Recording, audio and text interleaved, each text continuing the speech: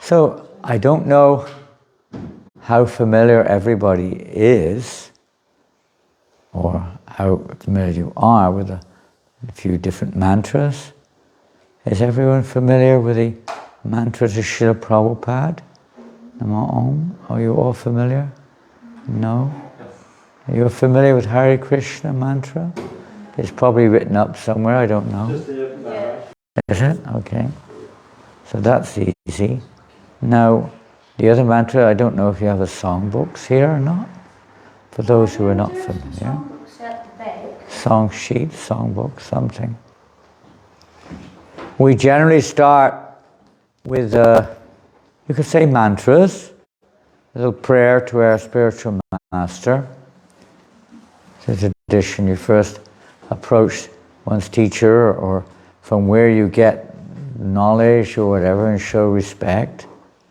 Then we show our respects or our prayers to Krishna, who appears in this age which we're in a very merciful form, known as Lord Chaitanya, different names of that form of Krishna, but Chaitanya is the usual name.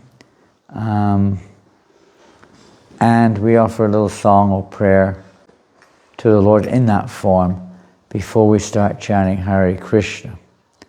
Now, if you're not familiar at all, is this your first time here? Is there anyone? Your first time? So you know the system. We have, I'll sing and then you repeat like that. So, did you find those songs? Namo Om Vishnu Padaya? Yeah, they're just here. You can, at least one of our guests does not know the song. Yeah, okay. Here you go. Thank you. Hey.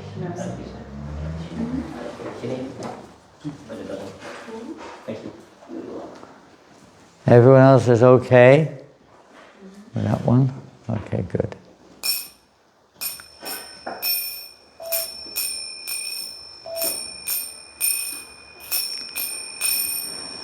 Namo Vishnu Padaya Krishna Prasthaya Bhutale Srimate Bhakti Vedanta Swami Iti Namine Namo Vishnu Padaya Krishna Prasthaya Bhutale Bhakti Vedanta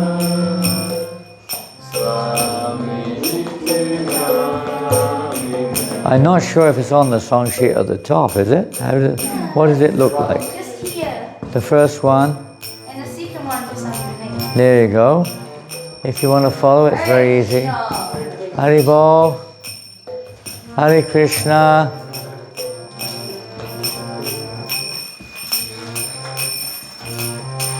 Namaste Saraswate Devi Gauravani Pracharine Nirvasesha Sunyavari Pastyacha Deshatarine. Please bring more chairs.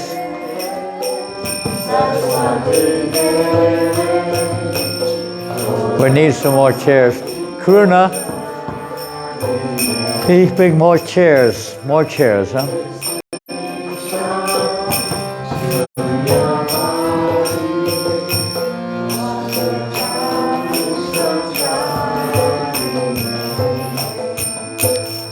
Shri Krishna Chaitanya Prabhu Nityananda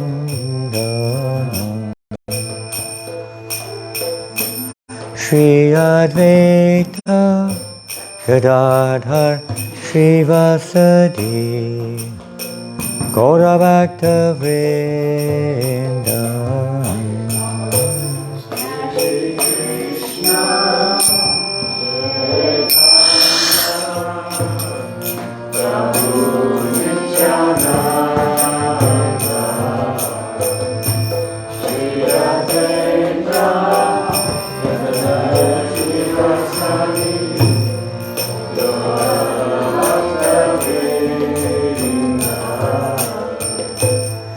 Shri Krishna Chaitanya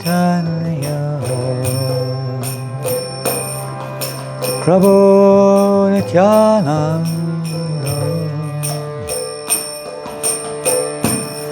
Shri Advaita Gadadhar Srivasadi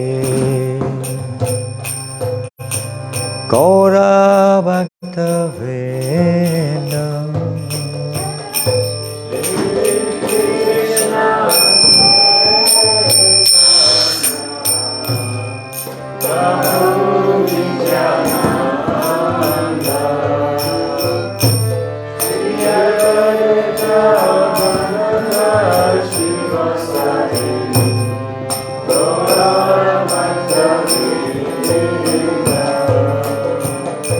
Shri Krishna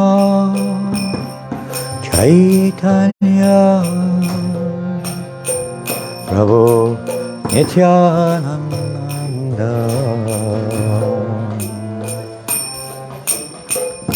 Shri Advaita Gadadhar Srivasadi Gaura Bhakta Vrinda.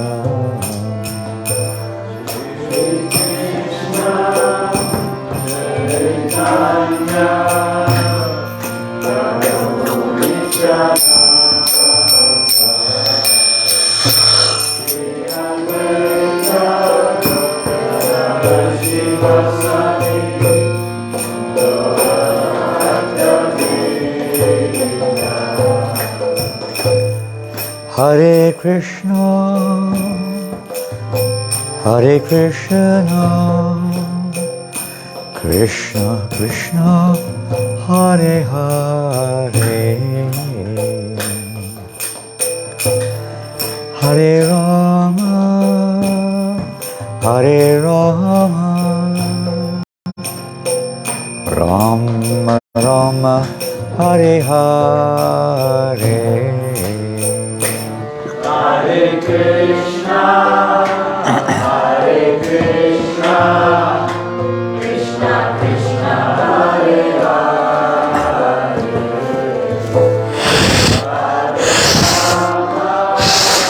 Hare Rama, Rama Rama, Hare Hare. Hare Krishna, Hare Krishna, Krishna Krishna, Hare Hare, Hare Rama, Hare Rama, Rama Rama, Hare Hare. Hare Krishna, Hare Krishna, Krishna Krishna, Hare Hare,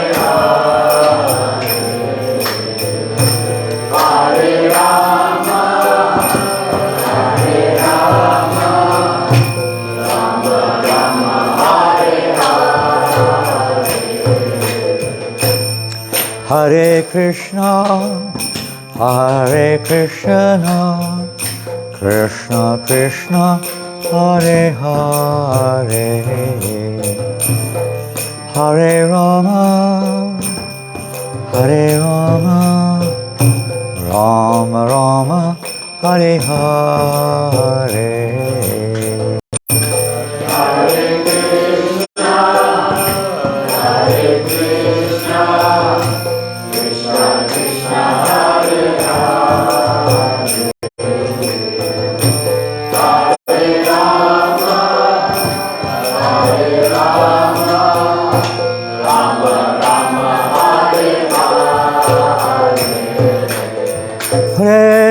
Krishna, Hare Krishna, Krishna Krishna, Hare Hare, Hare Rama, Hare Rama, Rama Rama, Hare Hare.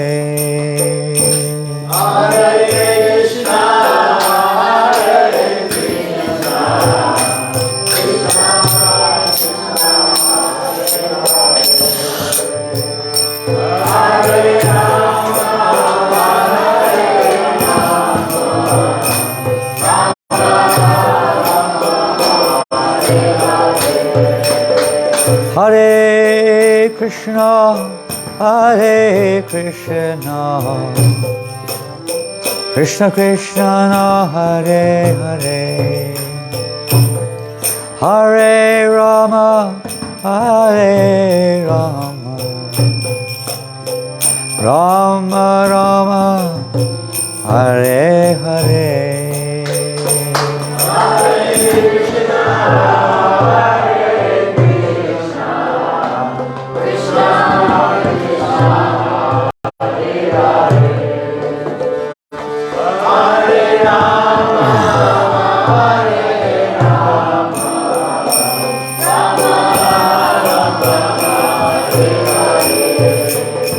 Hare Krishna, Hare Krishna,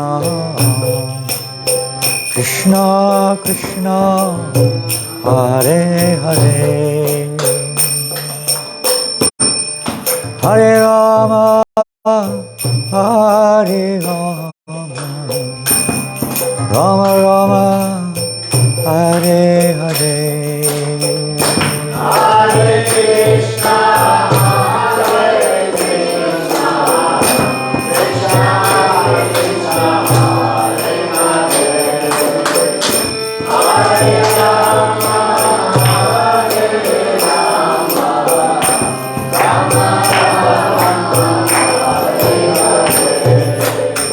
Hare Krishna, Hare Krishna, Krishna Krishna, Hare Hare, Hare Rama, Hare Rama, Rama Rama, Hare Hare. Hare Krishna, Hare Krishna, Krishna Krishna, Hare Hare, Hare Rama, Hare Rama, Hare Krishna, Hare Krishna, Krishna Krishna, Hare Hare, Hare Rama, Hare Rama, Rama Rama, Hare Hare. Hare Krishna, Hare Krishna, Krishna Krishna, Hare Hare, Hare Rama, Hare Rama, Rama Rama, Hare Hare. Hare Krishna, Hare Krishna, Krishna Krishna, Hare Hare, Hare Rama, Hare Rama, Rama Rama, Hare Hare. Hare Krishna, Hare Krishna, Krishna Krishna, Hare Hare, Hare Rama, Hare Rama,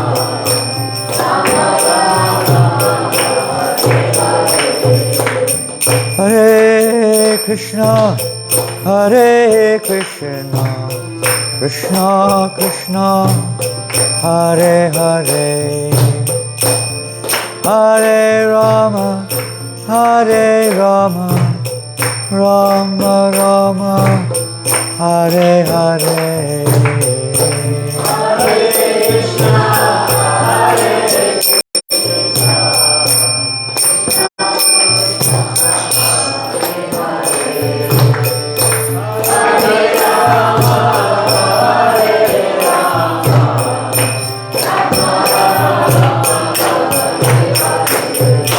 Hare Krishna, Hare Krishna, Krishna Krishna, Hare Hare, Hare Rama, Hare Rama, Rama Rama, Hare Hare, Hare Krishna, Hare Krishna, Krishna Krishna, Hare Hare, Bolo. Hare Krishna, Krishna Krishna, Hare Hare, Hare Rama, Rama Rama, Hare Hare.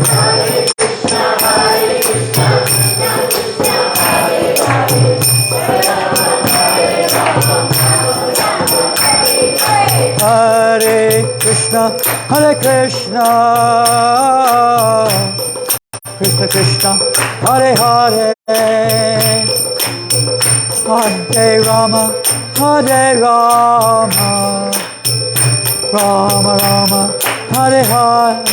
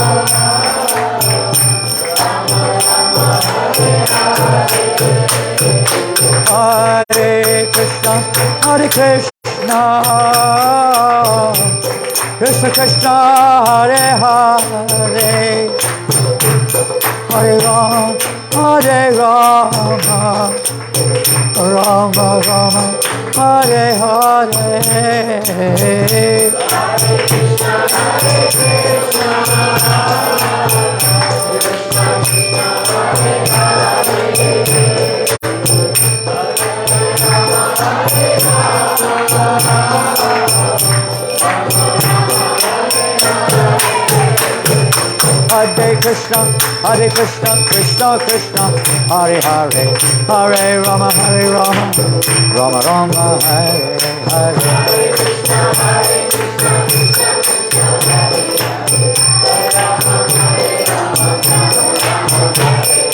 Hare Krishna, Krishna Krishna, Hare Hare, Hare Rama, Rama Rama, Hare Hare. Hare Krishna, Krishna Krishna, Hare Hare, Hare Rama, Rama Rama, Hare Hare.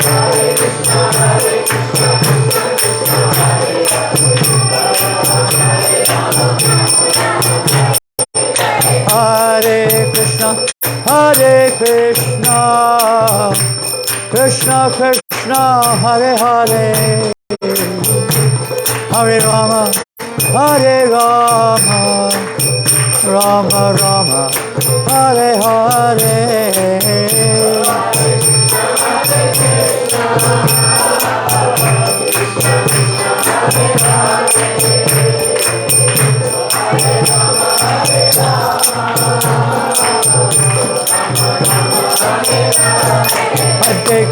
Hare Krishna, Krishna Krishna, Hare Hare, Hare Rama, Rama Rama, Hare Hare.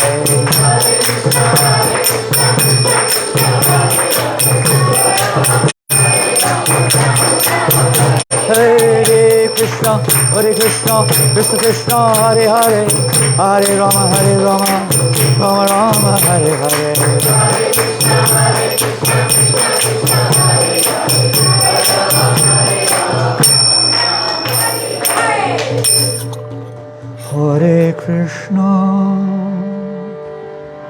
Hare Krishna, Krishna Krishna, Hare Hare, Hare Rama, Rama Rama, Hare Hare.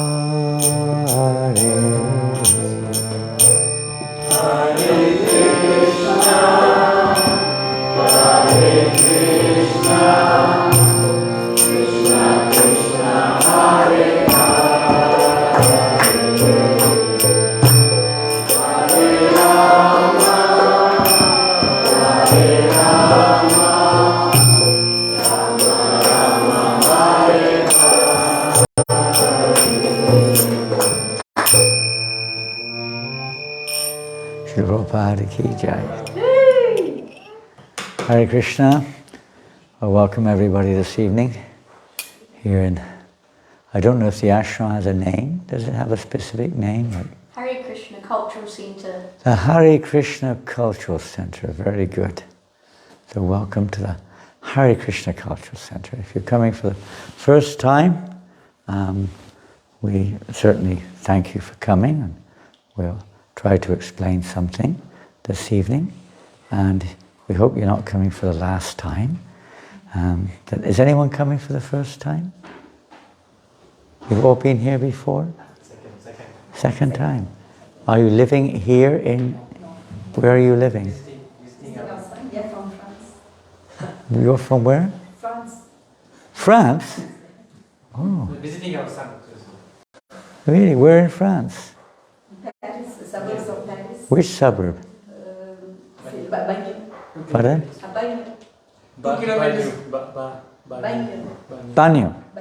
2 kilometers. Paris. Yeah, nice. Bagnolet or Bagno? Bagno. Bagno. Good. We've also come from France. Oh, wonderful. You've been to our temple in Paris? We'll give you the address afterwards. We have a temple in Paris. Yeah. Wonderful. And your family were from Sri Lanka, or where are you from? No, it's from India. India, so. South India. Tamil Nadu or where? Good, good. Wonderful. And anyone else from far away? Anyone from far distance? We're coming. We've been traveling a little bit in Australia and New Zealand, and we came before that from France. So we're spending a fair amount of time there these days in France. And I'm from England. He's from Slovakia. Some of you are from India. Many of you from Indian origin. From India. Also India? From India? Yes. Yeah. Malaysia? Wales?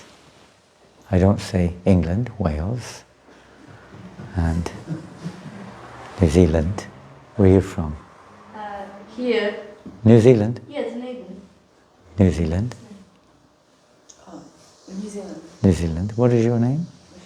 Michelle. So you're from New Zealand. Any other country? Fiji, of course, Fiji. Sue Davy, where are you from? Dunedin. Where? Dunedin. You're very local. Wonderful. So, I thought we would share two things this evening. Some of you are not familiar, but our spiritual master, who basically takes the full credit in one sense, he doesn't, but we give the credit for bringing Krishna consciousness all over the world. Previously it was more or less restricted, not exclusively, but almost exclusively, to residents of India, and of course some Indian people have moved overseas, but hardly the world in general had heard of Krishna consciousness until 1960s. 65, Prabhupada, our teacher, came to the West. And certainly in New Zealand there was maybe a few Indian people who were somewhat Krishna conscious, maybe. But very few in 65. Very few. Even in England there were very few Indian people. It was only in 1970, 71 that many Indians started moving to England. There were some. And all around the world, of course, Indians came during the British, just like many Tamilians came to Malaysia, for instance. And thousands and thousands from Tamil Nadu. And Sri Lanka also came to Malaysia. Some came to Mauritius. You have any family members from Mauritius? No. So quite a lot of Mauritian people living in Paris also, you may have noticed, Indian Mauritian. Also British colony at one. So the British took Indian people because they were very good workers, organizers, to manage the various plantations and so on. So that way many Indian people were in different parts of the world. East Africa, the Gujaratis, they took to East Africa. South Africa, a mixture, different places. But as far as the rest of the world is concerned, hardly anyone had heard of Krishna Maybe the most they know is of Indian God. What do you remember when you were young, Janak Raj Prabhu? Ever hear anyone really talk about Krishna? Not really. Maybe some Indian restaurant was there. Sometimes they would be called Krishna, chicken curry restaurant or something like that. But that was very rare also. It's usually Bombay, or Madras or something or another, curry house or something. So in 65, Prabhupada, our teacher, could you bring Prabhupada deity? Our teacher alone traveled to America, and from that amazing, you could say, humble, couldn't be much humbler. He had only 40 rupees to his name. That's not very much money by modern standards. That's only about, not even $1, is it? 40 rupees now. Is it $1 New Zealand dollar? No, I don't think it is even that much. Maybe half $1 or a little bit more. But it's basically nothing you could do with it. Even if you have 40 rupees in America, what can you do with it? And you can't change it in those days. You were not able to change rupees outside of India practically. So it's useless. He had no money whatsoever. He was more than 70 years of age, more than. And he knew nobody in America. Nobody. Can we imagine going to such a far distant place? Thanks, Paul. With no money, not knowing where you're going to go, or what the response of the people is. Your English is probably a little difficult for them to understand. Their habits are very different. Most people in the West, maybe less now, hardly any vegetarians at that time. To be a vegetarian in Europe or America was rare. Did you meet many vegetarians when you were young, Janak Raj Prabhu? Actually, my head mistress was a vegetarian. Very rare. And she used to eat, she used to eat with the rest of the school, she used to eat like tomatoes and lettuce. That was it. Yeah. I thought vegetarianism meant you ate like a rabbit. I know, that's what people used to think. My parents thought that meant you eat like a rabbit, just some carrots, some tomatoes, some lettuce, and that's about it. Yeah, they couldn't imagine eating more. And that's really rare, your headmistress being a vegetarian. I never met a vegetarian in my life until about 17 or 18 years old. Never met one. Maybe I saw one, but I didn't know. I never spoke to one, at least not consciously. They were rare. My parents wanted to take me to the medical hospital or to the mental hospital when I became a vegetarian. They thought I was gone crazy. That's what it was like, and that's in the 60s. So the speaker before that. Of course, Prabhupada came at that time, 65. So there weren't many. There were vegetarians, but there were a small group. Well, and intoxications, of course, many people see intoxicant differently, but almost everyone in the Western world takes what we would classify as an intoxication, right? In India too, I guess most people also. How many drink tea, for instance? Most people don't think of tea as an intoxication, do they? Of course, there's different types of tea. We're talking of traditional, whatever you call it, black tea, Ceylon tea, or whatever it is. Most people world over either drink tea or coffee, isn't it? Practically speaking. Even Indian people are very famous for drinking tea, right? Isn't it? They like English, the British introduced tea into India, more or less, as a drink anyway. And most men in the West, I don't know most, but a high percentage smoke cigarettes, isn't it?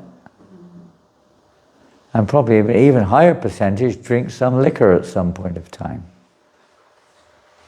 Maybe little or a lot, but liquor drinking was like a norm. If you were a gentleman, you had to drink liquor. Or take something else, snuff, something like that. Or some drug of some kind. was just commonplace. So meat eating, intoxication, people don't even know what illicit sex is. They don't really know what it is. They talk of pornography, but there's much more to it than that. Obviously some things are clearly obvious, like child sexual abuse and pornography and things, but there's much more to it than that. We don't know. And gambling. Well, gambling is a broad subject matter, and there are degrees. I mean, gambling, straight gambling, is extremely addictive. I don't know if any of you have been involved in gambling. I mean, seriously, you probably all put some money on the, I don't know what, lottery or something or another, but serious gambling is really, really addictive. I know, a person who's an addicted gambler is worse than any other addiction practically. It drives you so crazy. You just go crazy. Horse racing or whatever it is. Some people are so infatuated with casinos. Many casinos, I don't know if you have a casino in Dunedin. There is one? Okay. So it probably is a little less aggressive than some. But in Melbourne, they average one suicide a day in the casino. One a day.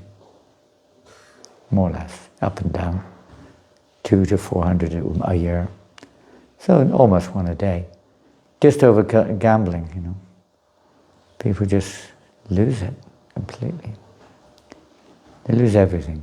Hare Krishna, welcome. So Prabhupada's coming into this atmosphere in America. We can barely imagine how 70-year-old, lifelong devotee of the Lord, never eaten meat, never smoked, never drunk, none of these things, coming into this atmosphere and trying to present Krishna consciousness in such a situation. One time one of our friends, Senior Vaishnava Shivaram Swami, he's from America, but he was in England at the time. He had to go and see a personality known as the Queen's Counsel. You've heard of the Queen's Counsel? He represents the Queen in Parliament. He's a very important man. The Queen ultimately, or now the King, has the final say on any resolution, parliamentary decision. She's ultimately in charge. Well, he now. Because they don't usually veto it, but they have the right to. So the Queen's Counsel represents the Queen in the Parliament. So our friend Shivaram Swami, Hare Krishna, went to see him over a certain matter which was being discussed in Parliament regarding our Hare Krishna movement. And the Queen's Counsel man wanted to know more about our movement before giving his input. So he went out of his way to read a book called Prabhupada Lilamrita. I do not know if you have that book here. The shortened version of the life of our spiritual master and his mission. This man, he was like 70, 80 years old. He went out of his way to read this book. This man was not following the principles that we follow. He was a meat eater, probably a drinker, certainly a smoker, like that. So he was just a normal person by mundane standards. But he was obviously an intelligent man, and he went out of his way. Please move over so that there's at least 100 devotees queuing up outside. I can see them trying to get in the door. You have to have special eyes to see them. But he knew a little bit. There you go. Musical chairs here. He knew a little bit about the Hare Krishna movement. Oh, what to do? Well, maybe you want to sit right here. Why don't you help? Yeah. Please help Janakaraj come close. Bring the chair. It's difficult to bring it otherwise. Mind the heads. So when Shivaram Maharaj came to see him, anywhere you're there, there's already a chair there, but then we've got two now. When Shivaram Swami came to see him, this man, who was a very important man in the decision which was about to be made by Parliament regarding our movement, this man said, to Shivaram Swami, was in his 40s at that time, in his 40s. This man was in his 70s. And he said to Shivaram Swami, "You do not know what an amazing thing your teacher has done." That's what this man said. And Shivaram Maharaj didn't know, it says he didn't really know what to say. Because, of course I know what an amazing thing Prabhupada did, but if he said yes, it's like contradicting him. It's like, disagreeing with him.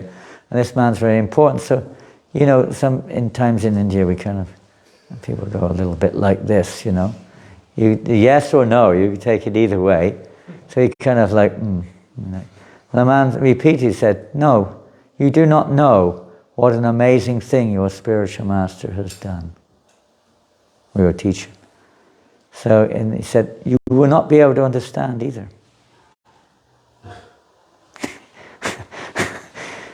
And he said, "I'll tell you why you can't understand.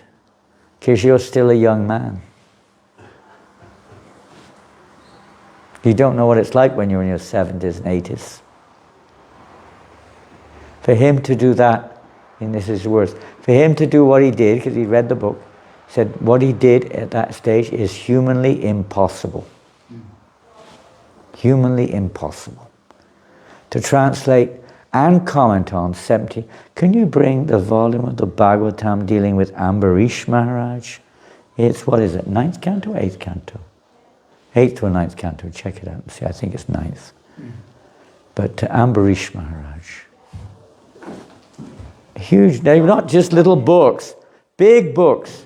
In 10 years, Prabhupada translated and commented in this period, between 66 and 77, he translated and commented on about 60, 70 volumes of Vedic literatures, as well as giving approximately 2 lectures a day for most of the time, as well as traveling the world 14 times, which was difficult in those days, and writing tens of thousands of letters and hundreds of thousands of conversations with people, interviews, television programs, opening up temples all over the world. Starting from nothing, walking the streets in New York in 1965 and 66, having tens of thousands of disciples all over the world, establishing big temples in India and elsewhere. It's not possible. He said, not possible. So I'd recommend, if you haven't got the book, I don't know if we have copies here. One we may have, but available for everyone, I don't know. This is, thank you, Janakrishna. Well, this is the big full version. This is part 1 of 2 of the full version. It's part volume 2. And it's quite a large book. There's 2 volumes. This is just a little summary of Prabhupada's life and achievements. If you read this, your life will never be the same again, I'll tell you. Whatever people say, it will never be the same again. You realize there's another world besides this one. And sometimes persons from that other world come into this world to help us to realize this world is only a temporary, dream-like existence. And we're going mad in this dream-like existence of the material world. Literally. Trying to enjoy to the day we die.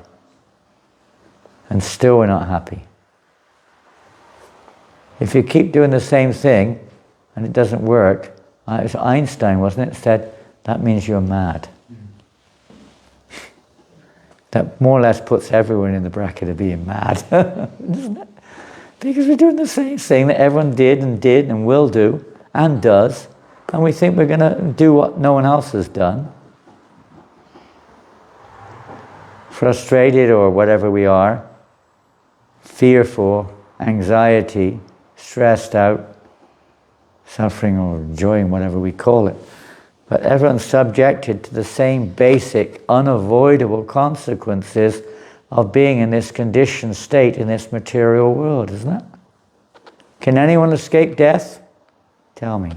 Can anyone escape suffering? Can anyone escape, well, you may not reach old age, but otherwise you have to go to old age, isn't it? Some people, of course, don't reach what we call old age. physically. Can anyone escape anxiety and stress and fear? You may be the richest man on the planet. You may be the top, neuroscientist. You may be whatever you are labeled as. But no one can avoid the inevitable. Time takes everything away. And we don't like it really, do we? Do we like to die? Probably not. Well, we don't, because we may have some unconscious awareness of it, but we don't have a literal kind of like experience as such. We experience others around us dying. But that will come to all of us in time, isn't it? Even though we're young now, some of you. And nobody likes to suffer. And we don't like to see others suffer either. But we don't know what to do about it. We open up 1 million hospitals or whatever it is. I don't know how many hospitals there are in the world, but there's a lot.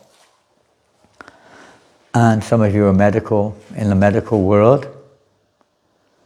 But it's not stopping the suffering, is it? There are more patients than there ever were before. It's like the roads, isn't it? You improve the roads, and they get more crowded than they were before you improved them. It's amazing how the material world works. You open up more hospitals and you find you have less capacity. It's like in England, isn't it? They have no capacity to deal with it. Doctor I spoke to yesterday came all the way from England to here because of the whole National Health Service is just about to explode. They're about to collapse. They can't keep up with it. This is the nature of, the material world. It's incompatible to the soul. We don't like to die. Anyone like to be in ignorance? Sometimes they say ignorance is bliss. Not to know about it. There's some truth in that. But in general, people like to know. And if you don't know certain things, you're called a little crazy, huh? Someone says, "Who are you?" and you say, "I don't know." There's something wrong with you normally. If you mean it, isn't it? Who are you? But actually nobody really knows who they are, do they? If someone says, "Who are you?" what will you say? Generally our name or occupation. Huh? Generally we say our name or Do you? occupation. Name or occupation, okay. Everyone's leaving already. I was escaping. Yeah, you normally say your name or your occupation. I'm a doctor. I'm Mr. Patel. I'm Mr. Webster, whatever it is. I'm Mrs., something or other. I'm a teacher. And where are you from? Next question. Where are you from? That's the next question. Oh, I'm from New Zealand. Where are you from? Oh, I'm from Australia. I'm from England, India. Yeah. Oh, how long have you been here? It's like a list of questions, isn't it? But it's, how close is it getting to who we really are? How close? Most people don't go any further. If you went to the doctor, which I expect we all have done at one point of time in our lives, medical doctor, almost certainly everyone's been, and the doctor says, "What's wrong with you?" Usually they ask you, "Okay, what's the problem?" or "What's your, have you got, tell me what's wrong." I guess that's what they say, is it? I can't remember going to the doctor, but I did go sometime or another. They ask you, "What's wrong?" So then you tell them what's wrong with you. "Oh, I've got this terrible pain in my shoulder or in my stomach or something," right? "I can't breathe properly at night," or whatever it is. You tell them something, huh? "I'm feeling this pain in my..." So then they start to look into the problem. But if you go there and you say to the doctor, "I have a terrible, terrible problem." You say, "Really? Tell me, what is it? You look okay. You look perfectly normal. What's the problem?" "I don't know who I am." What will the doctor say? For you to psychology. Oh, you're on the ball there. You probably think, "Oh my God, this is a dangerous case here. I better be careful what I say here. I got a madman here. Just a minute, I think we can cure you, no problem. Just hold on a minute, I just got to get something from the back room. Ding, ding, ding, ding, ding, ding, ding, ding. Oh, is that the psychiatrist? Bring some people over with you. This guy might be dangerous, you know. Take him away. He's crazy. But in fact, that's the real disease, isn't it? We think now we have this terrible situation from the material point of view. You could say in Ukraine, where Ukrainians are killing Russians and killing Ukrainians. They've suddenly started to hate each other. Day before the war started, they were the best of friends practically. Isn't it madness? And then shortly after that, they hate each other. If you are a Russian, you dare not say it in Ukrainian territory practically, vice versa. Russian people are now hated in so many countries. Previously they were loved. Madness. All due to this falsity of not knowing who am I. They think they can solve it by various political maneuvers and treaties, but you see it never works, does it? Pakistan and India, right? All the time there's friction, right? Isn't it? All the time. Even within the countries sometimes we find friction is there. New Zealand's probably a little bit more peaceful than some, but you do see some people, they do some crazy things here too. Madness. Why? Because we identify. Another madness is to identify ourselves as being Christian, Hindu, Muslim, Buddhist, etc. Maybe a process is there which may be helpful, but if we make the process the objective goal and the fixed identity, and we become adamant that our identity, our label is the absolute label and all other labels should be torn up or put down, and then you have a problem. You have a big problem. And that's the history of this world.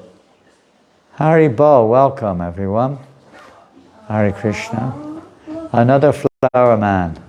Wonderful, look at that. Jai Prabhupada. So many wonderful flowers. Be careful it doesn't fall off, it's a little delicate there. Put it on a little further. If you can, it almost fell off there, I saw it move.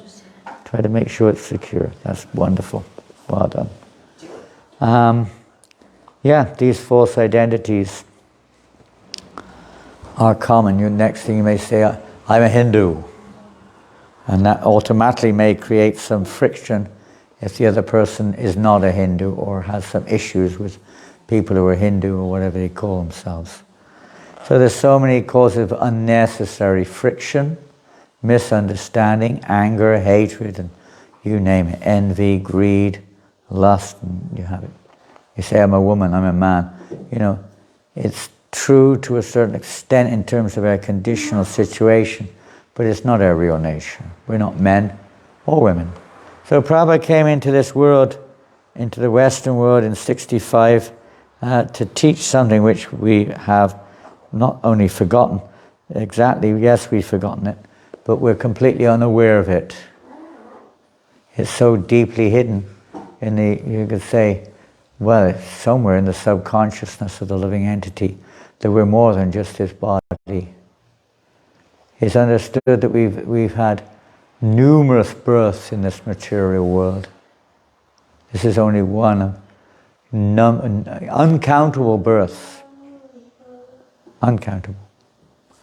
Human birth is said to be very valuable inasmuch as we have a little intellectual rationality in the human form of life, which we're able to look at things from different angles.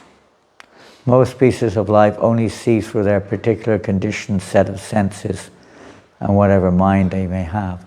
Everything's based upon their particular conditional situation.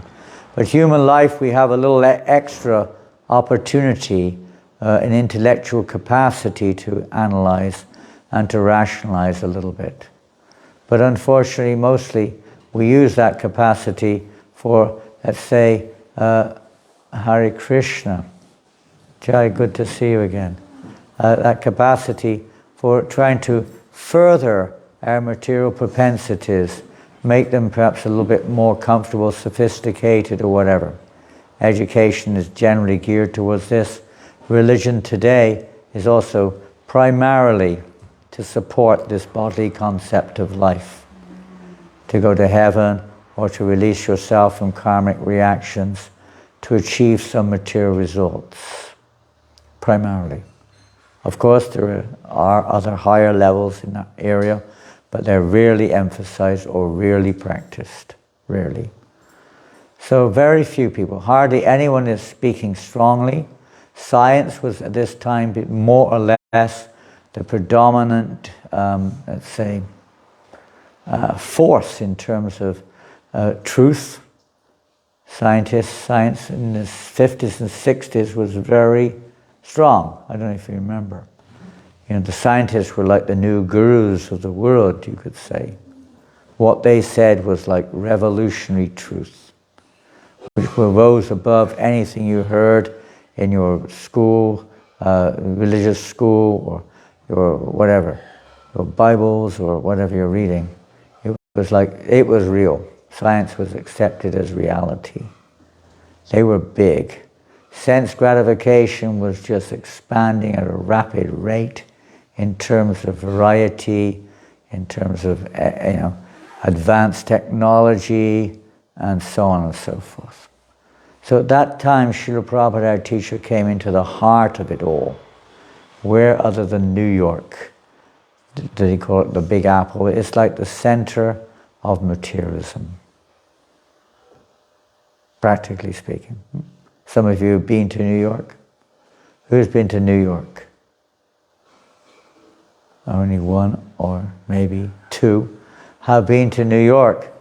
Well, you've seen, materially speaking, now of course many other cities have grown up since then, but at that time, not many cities, particularly outside of America, were anything like New York. Skyscrapers everywhere, big cars, big money, everything going crazy, big sense gratification. Tamil Nadu was very simple in those days, huh?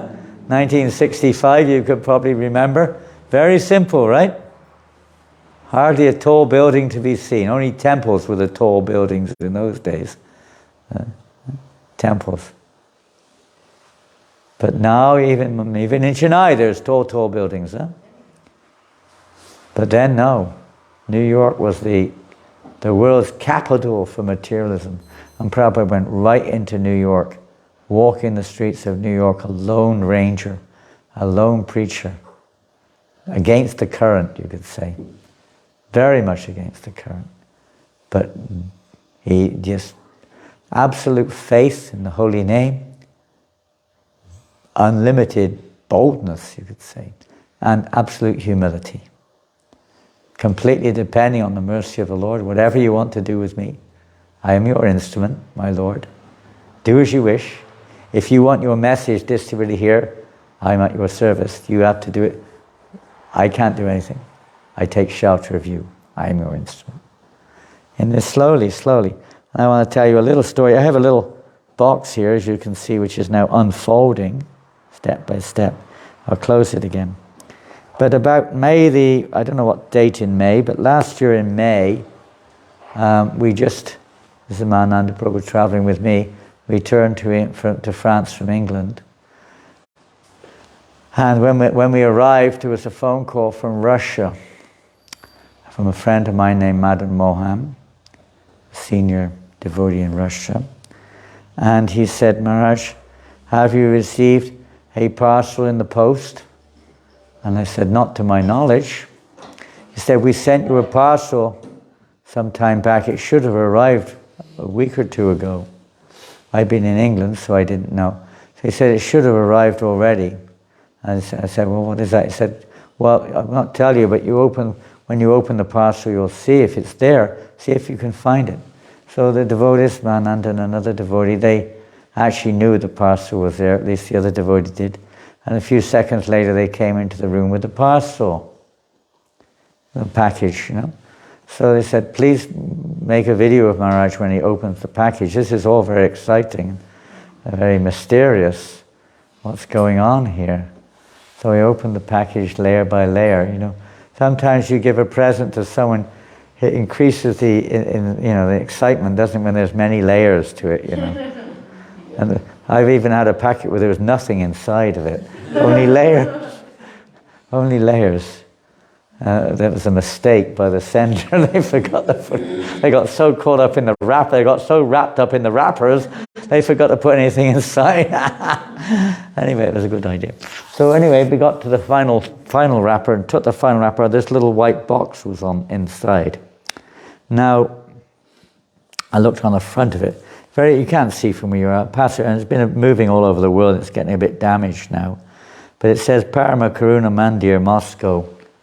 Now, Parama Karuna is the topmost, the most merciful. The most merciful. Most merciful is not. It really means one who gives you the solution to birth and death, the solution to bring an end to all suffering, to satisfy all your desires. No one in the material world can do that. Nobody. They may temporarily relieve us of some distress, give us some little bit of temporary happiness of some kind. But permanent solution, nobody. So this is called Parama Karuna Mandir, because this mandir is like a temple, an ashram. And the members there, they're all going out every day in Moscow. Rain, snow, a lot of snow. And in the winter it goes down to minus 30 degrees centigrade. And they go out on the street distributing books and distributing Krishna consciousness to the public. And that's quite an austere sacrifice. You don't get that temperature in Dunedin, maybe below freezing sometimes. But minus 30 is regular in the winter. And they're being harassed, sometimes by the police, the authorities, regularly. But they do it, they sacrifice their life to distribute Prabhupada's books in Russian. So I've helped that mandir a little bit financially in the past to try to help them to get some vehicles so they could go on Sankirtan. And I've given classes online to those group of devotees on occasion. So they felt very indebted. So they wanted to send show their appreciation, reciprocation. So they did this for the devotees who had been helping them through difficulties, especially during the COVID period. So I said, Maharaj, please open the box. It's one of those magnetic boxes, those kind of pop, there it goes. So it opens like this, and then it's written here, it says to me, to Jananda Goswami, with deep gratitude for your support of Srila Prabhupada's Sankirtan mission. This is their gratitude. Now, I gave some donations the year before. And we don't expect anything in return. It's their pleasure to support others who are doing such service for mankind. It's our good fortune. It's not just a pleasure. It's our good fortune. What the heck are we going to do with money? Spend it on sense gratification? Spend it on perpetuating birth, death, disease, and old age? Is that what we do with it? It's not our money in the first place, we could say. But aside from that, we may say, I want to use it the way I want. But it just increases our own karma. It doesn't do ourselves any good, what to speak of anyone else. Even if we use it for hospitals and feeding people, it's certainly better than just using it for getting drunk or something. But it's a material activity which does not release anyone from birth and death. It just temporarily gives them some relief. It doesn't give any real solution. Because you see, suffering carries on. The same people you are helping, shortly afterwards are in the same position again in many cases. It's not a real solution. So, to help that mission of Lord Chaitanya, as we mentioned, or Krishna in this form, merciful form of spreading Krishna consciousness throughout the world, and his followers like our Srila Prabhupada, our spiritual master, who gave his life for spreading this mission against all odds. And so they sent me this kind gift, and then I opened it one more time, and inside there's beautiful little pictures of Srila Prabhupada in Moscow. I'll pass it around in a minute. In Moscow, and another one of our Srila Prabhupada in India, in Vrindavan, the place of Krishna's pastimes. So that's nice. And then there was this little wrapper inside, and it's just, you could see there's something special happening here. The thing doesn't look ordinary, it's a little broken, right? We've got to fix it. and it doesn't look something special, something else, what is going to happen next? Something unusual is going to happen now. So then I took the cloth, and we unwrapped the cloth, and it was inside was the most amazing gift I've ever seen. Inside was a little deity of Prabhupada. Isn't that amazing? Now this deity, I opened the parcel sometime in May last year. Now they chose that day. I got back maybe a day or two before from England, but they chose that day to phone up and tell me, because that was the very anniversary, the 51st anniversary of Prabhupada's arrival in Moscow in 1971, the day I opened it. So it was very special, and they sent this out to some devotees had it made in Moscow, organized it themselves as a gift for all those who'd helped them. And they did it, they made this out of, it's a mix of metals, but primarily they decided that they would take the coins that they collected on the street in December, what we have called a book marathon, and they melted those coins down, and they made these little deities of Prabhupada. So it's a very amazing, if you look at this deity, you can see Prabhupada's fingernails, you can see each bead of his neck beads, you can see the knot, we call this here, which I'm wearing, Uttariya, this top piece. You can see the knot, clear as a bell. You can see the veins on his hands. You can see his toenails. It's so fine, a deity of Prabhupada. I just wrote to them saying, can we help finance to make more so that devotees around the world can also have this opportunity. They just had some spare ones. They just gave one each to the members of our general GBC body who are meeting in Mayapur in India right now. Many of them said this is the greatest gift they've ever received. So beautiful. Anyway, that's how this movement will spread, when there's this reciprocation of gratitude and feelings of, thanks, humility, etc. So naturally, we immediately sent another donation. That's how you feel. You can't repay such a gift. There's no question of that, but at least to reciprocate. So I'm going to pass them around in two different directions. It's too heavy, too complicated to do two at the same time. So this is Prabhupada. Please be careful and don't, whatever you do, drop him. I'm passing around in the cloth, and you can just look at him. Don't kind of, fiddle around and things. And this way I'll pass this little box around, so maybe it can go that way. Please handle with care, because the bottom is coming loose. We're going to stick it together. It's got a bit grubby.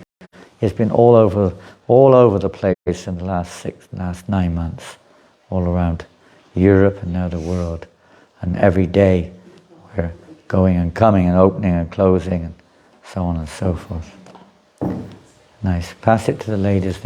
Round and round. Isn't he beautiful? Absolutely amazing deity. Absolutely stunning.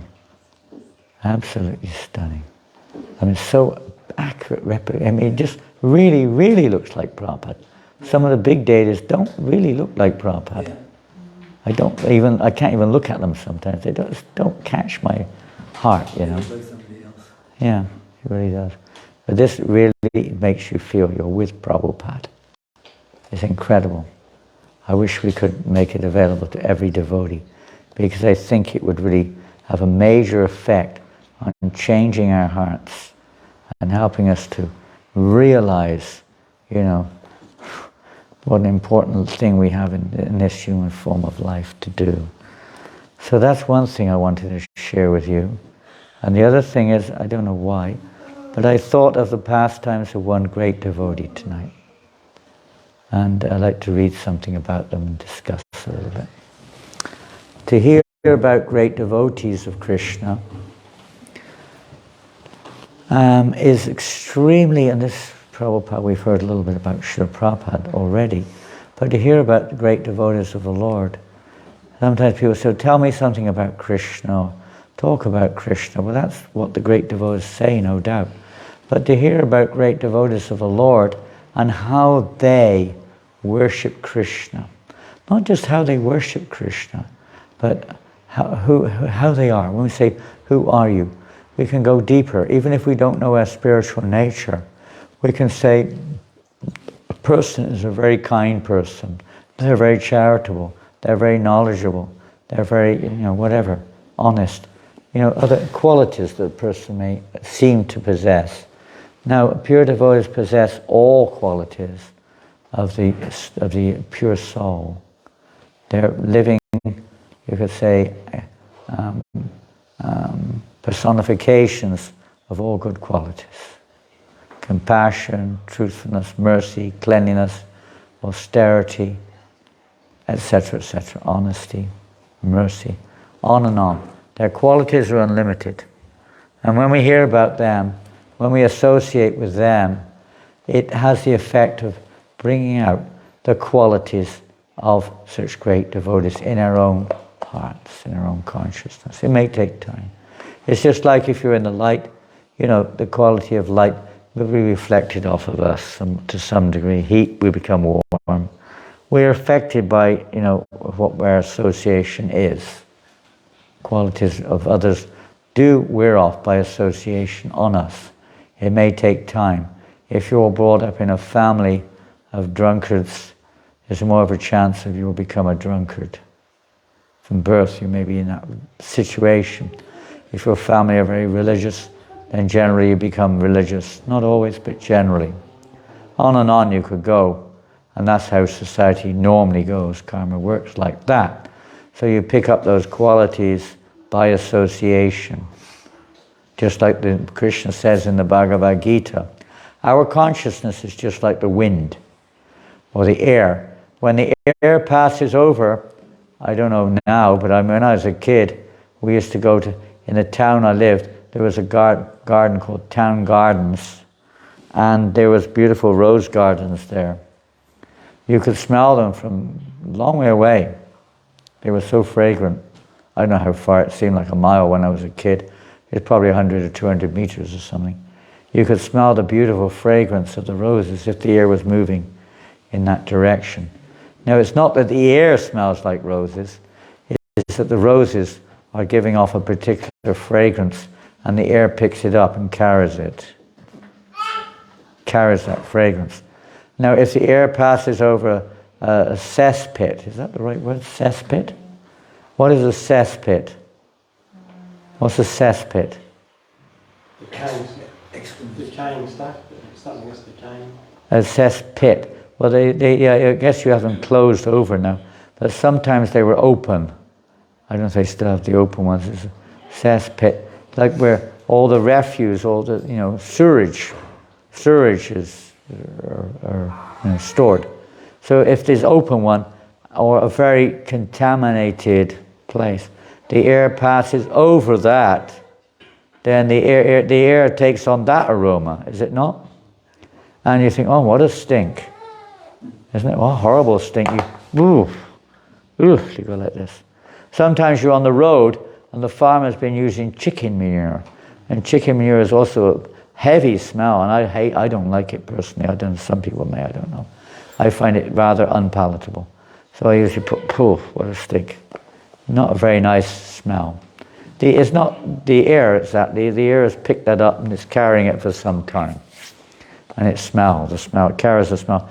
Our consciousness is like that. According to how we associate, we pick up different qualities, you see.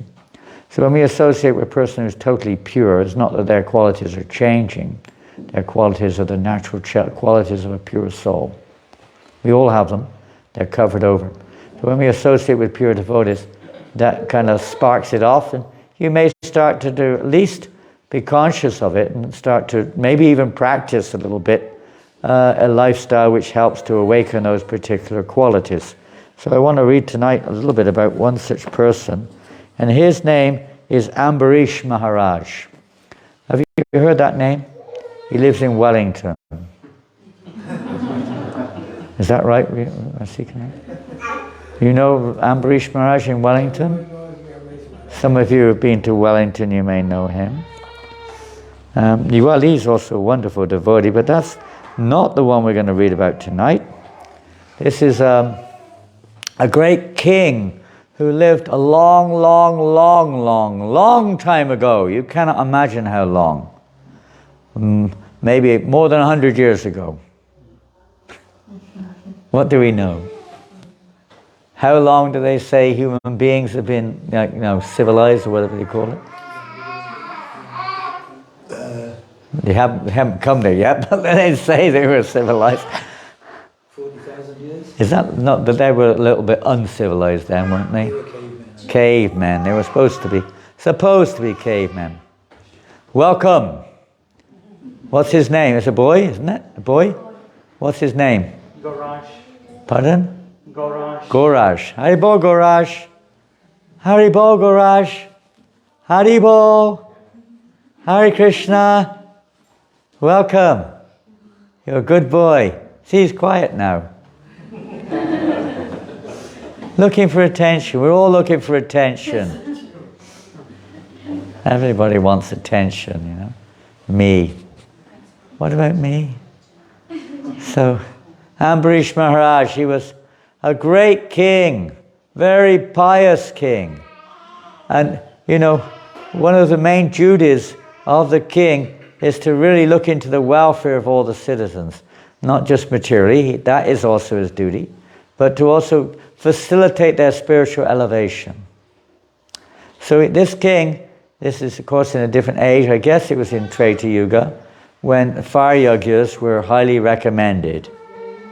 The yuga, there are different ages, so in different ages, different aspects or different types of activities are recommended to bring auspiciousness into the world, to help people to advance spiritually. So he was performing what they call yajnas, fire yajnas, agnihotras.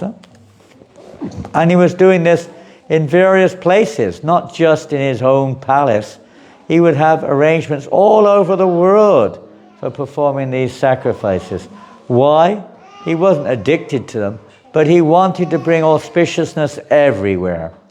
And, even in desert places, he was performing these activities. All Yajna Vaivishnu, they were all for the glorification of Krishna or Vishnu. They weren't for material reasons. They were just to please the Lord and to help people to, become more, let's say, mature in their spiritual lives. To teach them how to do it properly with Krishna in the center, and not just for other reasons. So, and here's one verse. I'm going to read a verse from this great Srimad Bhagavatam. Om Namo Bhagavate Vasudevaya. Om Namo Bhagavate Vasudevaya. Om Namo Bhagavate Vasudevaya. Om Namo Bhagavate Vasudevaya. Om Namo Bhagavate Vasudevaya. Om Namo Bhagavate Vasudevaya. Savaimana Krishna Padaravindayo Vachamsi Vaikunta Gunanavadane Kurore Mandiramajanadishu Shooting Chakara Chuta Satkatodaye. I won't read all three verses. I'll just read the English. Now here he's demonstrating. Now I want you to try to think about these things and try to learn something. One is, he's acting for the welfare of others. Okay, that's one thing his life was for. Two, he's performing his duty as a king to try to facilitate everyone according to their nature. A leader does not make everyone be what they want them to be. We are what we are by the grace of God. And a leader's business is to try to help us to realize that and not to imitate, not to try to be something we're not, but to learn, to understand how we can be ourselves to the fullest extent that we can in this life with Krishna in the center. So if you were farmingly, society was a little simpler in those days, it's more complicated now. If you're farmingly inclined, then you would be all facilities so you could live your life with farming as your occupation. Facility provided, encouragement, everything provided. So you could go ahead with your natural dharma. And if you were otherwise intellectual and so on, you would be encouraged in that way. And if a person didn't show any particular leadership qualities or specific talents, They may be just happy to work for others. They will be facilitated in that era too. To facilitate the nature of a living entity, not to squash it or to change it or whatever it may be, but to encourage the person to do that. That is a gift of God. Whatever quality we have is a gift of God. It may be karmic, no doubt, but the actual, let's say, facility which we receive as a result of our karma is the gift of God. So we should learn how to use that gift of God, this mind and body, in a way which is actually, let's say, pleasing, not just our own material nature, but they would also teach how to do that in relationship with God too, or Krishna. See, not just do what you're cut out for, but to do what you're cut out for in the service of the Lord. This is the duty of a leader. Sometimes we try to make people be something. We have our own agenda. We want everyone else to try to do what I want so that it fulfills my agenda. This happens in family life. This happens in society. The one person thinks you've got to do what my agenda. You know, this goes on in every sphere of life, isn't it? Education is wholly and solely, not wholly and solely, primarily geared in that direction to make you be something. It may not be what you want to do or what your nature is, but this is what you're supposed to do. You have to study 20 subject matters. This thing, you have no interest in it. You become really disturbed having to study it, isn't it? Kids get really frustrated. They just hate it. And anger comes and all sorts of unnatural things come about. Being forced to do something against your nature. That is not the business of leadership. It's to find out your nature and to help you to act according to your nature in a positive way. Everything's up topsy-turvy in our day and age. It's so difficult, but that was the system. So this king was doing that. And he was trying to uplift the whole consciousness of the world by performing sacrifices. By performing bona fide sacrifices, it creates auspiciousness. Just like we perform what's called Yagya Sankirtanam prayer. Who's that poking their nose in the door? Haribo, come on in. Don't be afraid. First time? First time here? Come on, it's the Hare Krishna movement. What's your name? You look, don't worry, we're all crazy in here. You look a bit crazy. We're all crazy here. You're fitting quite well here. So, yeah, I know that. We don't have to tell us. They already told me that. We've been through that already, don't worry. So, King Ambarish, what can you say? He was just thinking of the welfare of others. Now, imagine if everyone in the world was thinking of each other's welfare. Genuinely. It'd be quite a world, wouldn't it? Because that's not going to be the case, don't worry. Or don't say don't worry. It won't happen. This is the material world. But that's the mood of a pure devotee. He's always thinking of others' welfare. He cannot tolerate to see others suffering, even materially, because material suffering is you can say, a reflection of our ignorance, our forgetfulness of our spiritual identity, and our real true nature, our true dharma. So even the material suffering of acting against one's nature or whatever it may be, acting incompatibly, the realized souls, they try to change that too. They try to reestablish a system based upon God's given system, Chaturvanya Maya Shrishtam, Guna Karma Vibhagashaha. They try to establish in society, although they have no business themselves, but for the welfare of others, they try to help others, a system in society where people could be a little more peaceful, a little bit nicer to each other, and not so greedy, lusty, and mad about things. And a facility where there's more like a springboard for spiritual life. So what was he doing? Now he's teaching us his behavior. Something we can listen carefully, and some of this you may be able to take on board. Maharaj Ambarish always engaged his mind. He engaged his mind. Usually the mind engages us, right? He engaged his mind in meditating. What is he meditating on? Meditating on what? Meditating on sense enjoyment? What's he meditating on? Yes. Lotus feet of Krishna. Now here's a lesson. We don't think that we're qualified. Meditating on the lotus feet of Krishna means humbly, we start at the lotus feet and work up. See, there's another part to this. We'll come to that later. His words in describing the glories of the Lord. Well, we may be trying to do that. But much of the time our words are talking about ourselves or our families or our nations or the weather or what else you talk about in Dunedin. The cyclone coming up, which maybe is over now, I don't know. This thing and that thing, huh? World events, sports, what else do we talk about? Don't talk about it. It's a good question, it's a good question. All sorts of subject matters, numerous subject matters. But rarely do people talk about glorification of God. Very rarely. They don't know anything about God anyway. What are you going to say? What are you going to talk about? After 2 or 3 sentences, it's over, right? God's great. God's love, God's mercy. What else is He? Creator. What else are you going to say? People don't know nothing about God. Then they put someone else in the role of God because they don't know anything about God, so they make it out that someone else is God instead. Jesus never said He was God, did He? I was amazed when I was about 18. Someone said, Jesus is God. I said, really? I never heard that before. I went to church every week. I never heard that said anywhere. It became a new thing. All of a sudden, Jesus is God. I don't know where it came from. Partly it came because they have no idea whatsoever who God is. There's no teaching of God.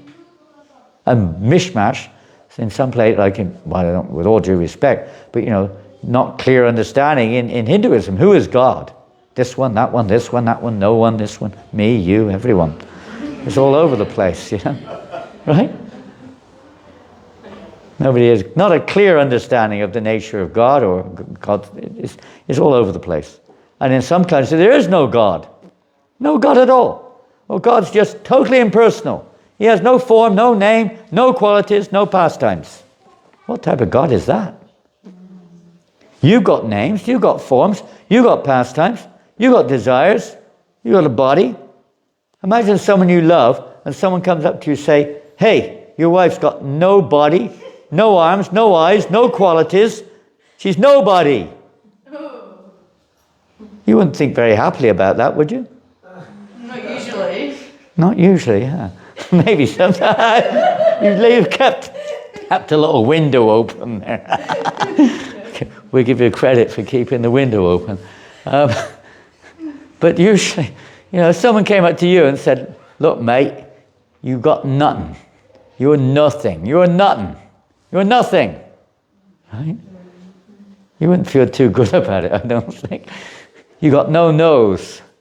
At least you won't have in a minute. Once I put my fist into yours, you won't have one either. You got no eyes. You got no brain, no stomach. You got nothing. Not a very nice thing to say to someone, is it really? That's what people are saying about God. And God is supposed to be the origin of everything. That's the definition, one of the definitions. So He's supposed to be the origin of us too. But He's got nothing. We've got whatever we can get our hands on. He's got no hands to get His hands on it anyway. It's complete envy. Total envy. But the whole religions are based on this. So-called religions. So He engages words in describing the glories of the Lord constantly. The glories of the Lord are unending. It's not just a few descriptions of what He's maybe doing in this material world. But His glories are unending. Unending. His hands in cleaning the Lord's temple. He's showing us what is devotional service, actually. His ears in hearing the words spoken by Krishna or about Krishna. And He's a king. He's a great king. He engaged His eyes in seeing the deity of Krishna.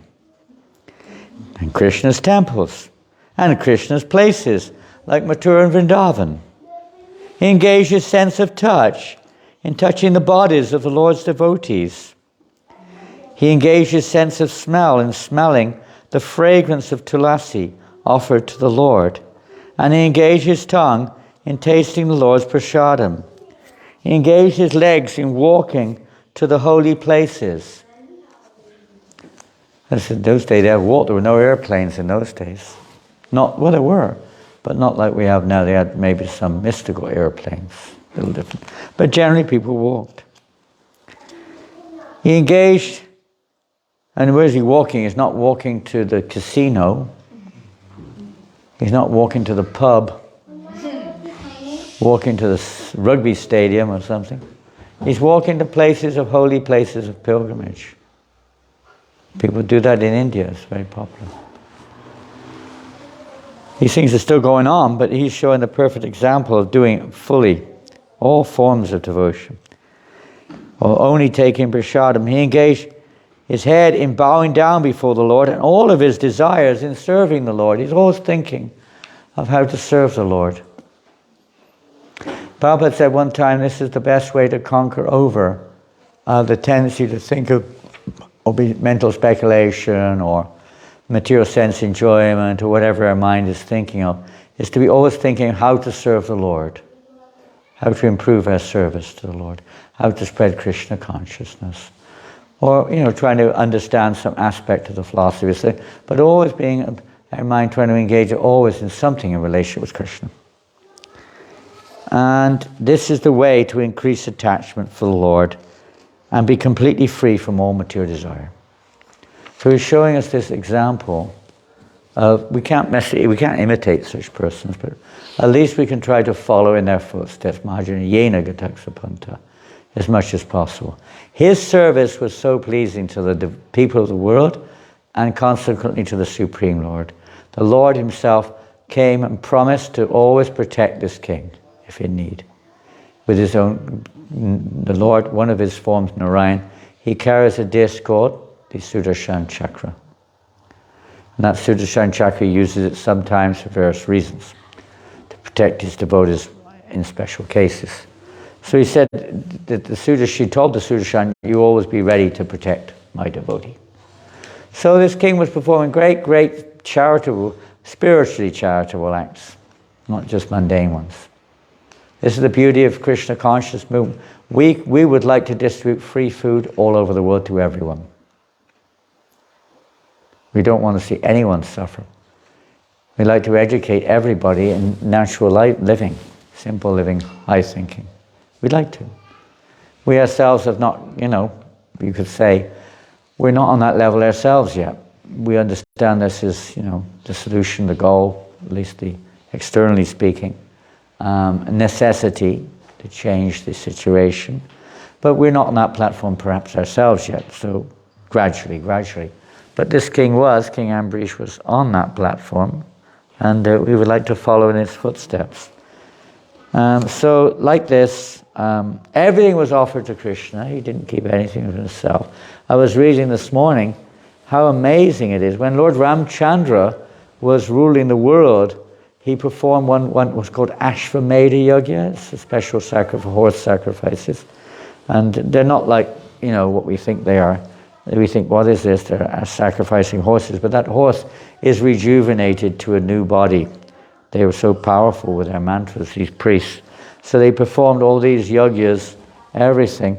And all the results of the yajnas, Ramchandra was a yajaman, he was the one in charge, engaged in them all. But Ramchandra gave everything to the priests. He gave his whole kingdom to the priest, or priests. He just gave them everything. You think, now I've got, wealth and success. He gave everything to the priests. He didn't keep a thing. He said even his wife, Sita Devi, all she had left were earrings. Nothing else. Maybe a sari, but nothing else. He gave everything to the Brahmins. This is the nature, the charitable nature of great persons. They don't consider they own anything. Nothing belongs to me. Everything, then in the Vedic times, everything belonged to the priestly class.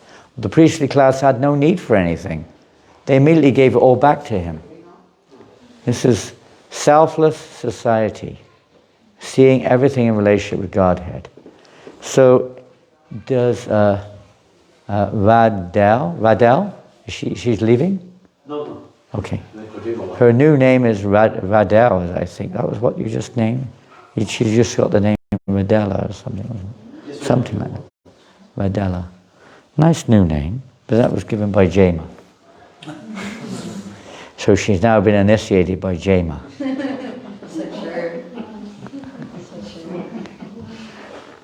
So this was going on and wonderful. The whole society was peaceful. People were happy. Rains were coming at regular times.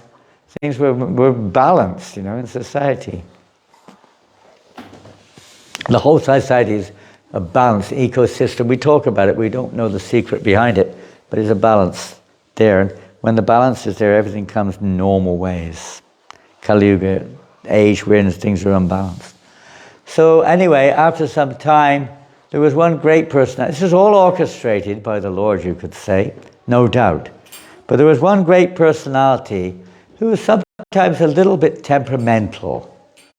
And he heard about this king, and he was a little bit, the king was, without asking, was getting a lot of recognition.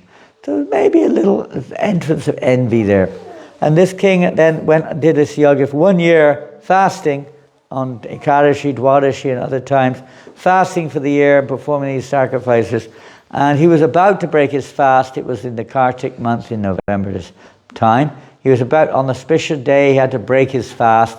So the whole ceremony, the sacrifices, all would become perfect, complete, etc., etc. So it was just about time to break fast. So his name was Durvasa Muni, this great sage, but a little temperamental sometimes. And he had he thought, what is this ordinary person getting whatever, performing these great sacrifices, getting great results and so on. So he thought he'd put a little bit of challenge in there. So he arrived just before the break fast time, and he didn't come alone. He arrived with 60,000 followers. Now, when a saintly person, in ancient times at least, would visit your house, you'd have to receive them very nicely, with kind words, sitting places, water, and refreshments, whatever they require, basically. So as soon as Ambarish Maharaj, he was there with all of his priests and the counselors and so on, as soon as Durvasa Muni arrived, he immediately received him like God and all of his guests, and he wanted to immediately satisfy their every need. He was in a position to do so. But Durvasa said, no, first we will go to the nearby, it was nearby the river Jamuna he was living may not be far from Vrindavan or wherever it was, but he was near the Yamuna. We will first go and take our bath in the river Jamuna before we take our midday meal. So they went off to the Jamuna, all 60,000 of them, and they're in the Jamuna, looking carefully at their watches, waiting for the time for the break fast to end. So that Maharaj Ambarish would not be at a break fast on time, because once you invite someone for lunch, and if you eat first, is that a great offense in Vedic times? And they all knew this. So it was a big dilemma. Durvasa Muni's business was to thwart or to cause a failure to this whole ceremony. So Durvasa Muni was in the river, meditating with all of his associates, and meanwhile Ambarish Maharaj was in a dilemma. What to do? There's no way I can break my fast. The great sages come. The great offense. What to do? No, they were debating, the Brahmins and the priests and the counselors, what to do. Maharaj Ambarish then remembered a verse in scripture. Well, I don't know the Sanskrit, but it says, you can, by taking water, you both break fast and you don't break fast. Because he'd been fasting from water. So, what to do? So the priest said, yes, this is the correct answer. So they all agreed that the rightful thing to do would be to break fast, because you will have fulfilled your, results of the yajna, and you will not have offended Durvasa Muni. So he took a little sip of water, just a little sip. Meanwhile, Durvasa Muni was quite a powerful sage. He has kind of like ability to understand what's going on elsewhere, realize what was going on. He wasn't very happy. So another thing here, Ambarish Maharaj did not act whimsically. He consulted. He consulted with wise Brahmins, spiritual leaders, counselors and so on before making the decision. He was very, very careful not to, let's say, not follow proper Vaishnav etiquette or human behavior. So many lessons in this pastime are there. He also, to complete his fast, he was very serious about his, purpose, special program to please Lord Vishnu. But Durvasa Muni became slightly angry as soon as he realized, he didn't see or hear, he realized what had happened. He was enraged. Together with all his followers, they came out of the river, storming towards the place where Ambarish was. Red eyes, fuming. You, Ambarish Maharaj, you call yourself a devotee of the Lord? You are not a devotee. You rascal. You invited me to your home to eat, but you have eaten first. You deserve to be punished. He got quite angry with him. How did Ambarish Maharaj respond? What did he do? Didn't say anything. Huh? Didn't say anything. He just he held his hands like this. And just felt guilty. Just said, my Lord, do what you want with me. I deserve punishment. He didn't react. He could have done. He was very powerful. He could have reacted and responded and countered. But he didn't. How would we respond? How would we respond? I don't know. Probably not in the same way. Durvasa Muni said, I will teach you a lesson you'll never forget. Because he had the top knot, on his hair, his great sage. He tore out a shred of his hair and dashed it on the ground. And this terrifying demon appeared out of his curse. Kill him! With the order to kill Ambarish. This demon came there, fuming, fiery demon towards Ambarish Maharaj. Ambarish did nothing. He wasn't afraid, he just took shelter of the Lord. Can you imagine? He said, I deserve to suffer. He felt he deserved it. Whatever happens, my Lord, is your choice. I've offended the sage, so therefore I get what I deserve. But that wasn't the way Krishna saw it. What did Krishna do? How? Protect Ambarish Maharaj. How? He released the Sudarshan Chakra. Then he released Sudarshan, go quickly. Sudarshan flew there to that spot. Sliced the demon to shreds. Not the sage, the fiery demon. He was burnt to ashes by the Sudarshan Chakra, even though he was fiery.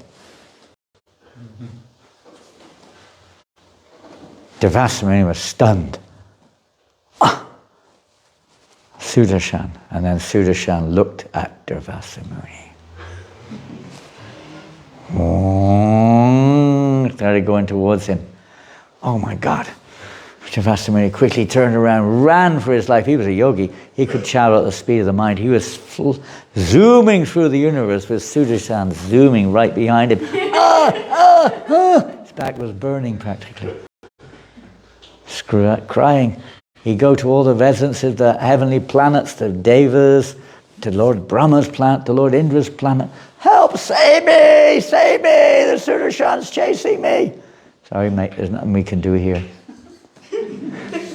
Sudarshan's not under our control. He's under the control of the Supreme Lord who controls all the universes. Even he went to Kailash to see Lord Shiva, he could do nothing. His worship of Lord Shiva, he could do nothing.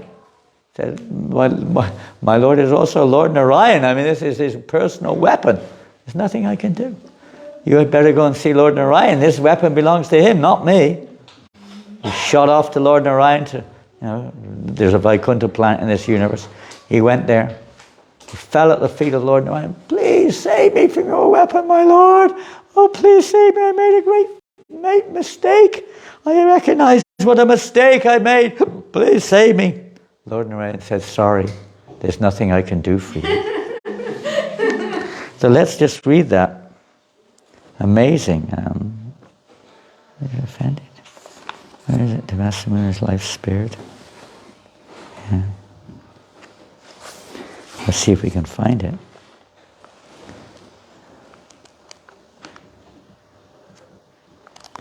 Yeah, it must be here somewhere. Here. Some wonderful verses. Lord Narayan then spoke these verses to Devasumuni. I'll just read them. The Supreme Personality of Godhead said to the Brahmin, the sage, I am completely under the control of my devotees.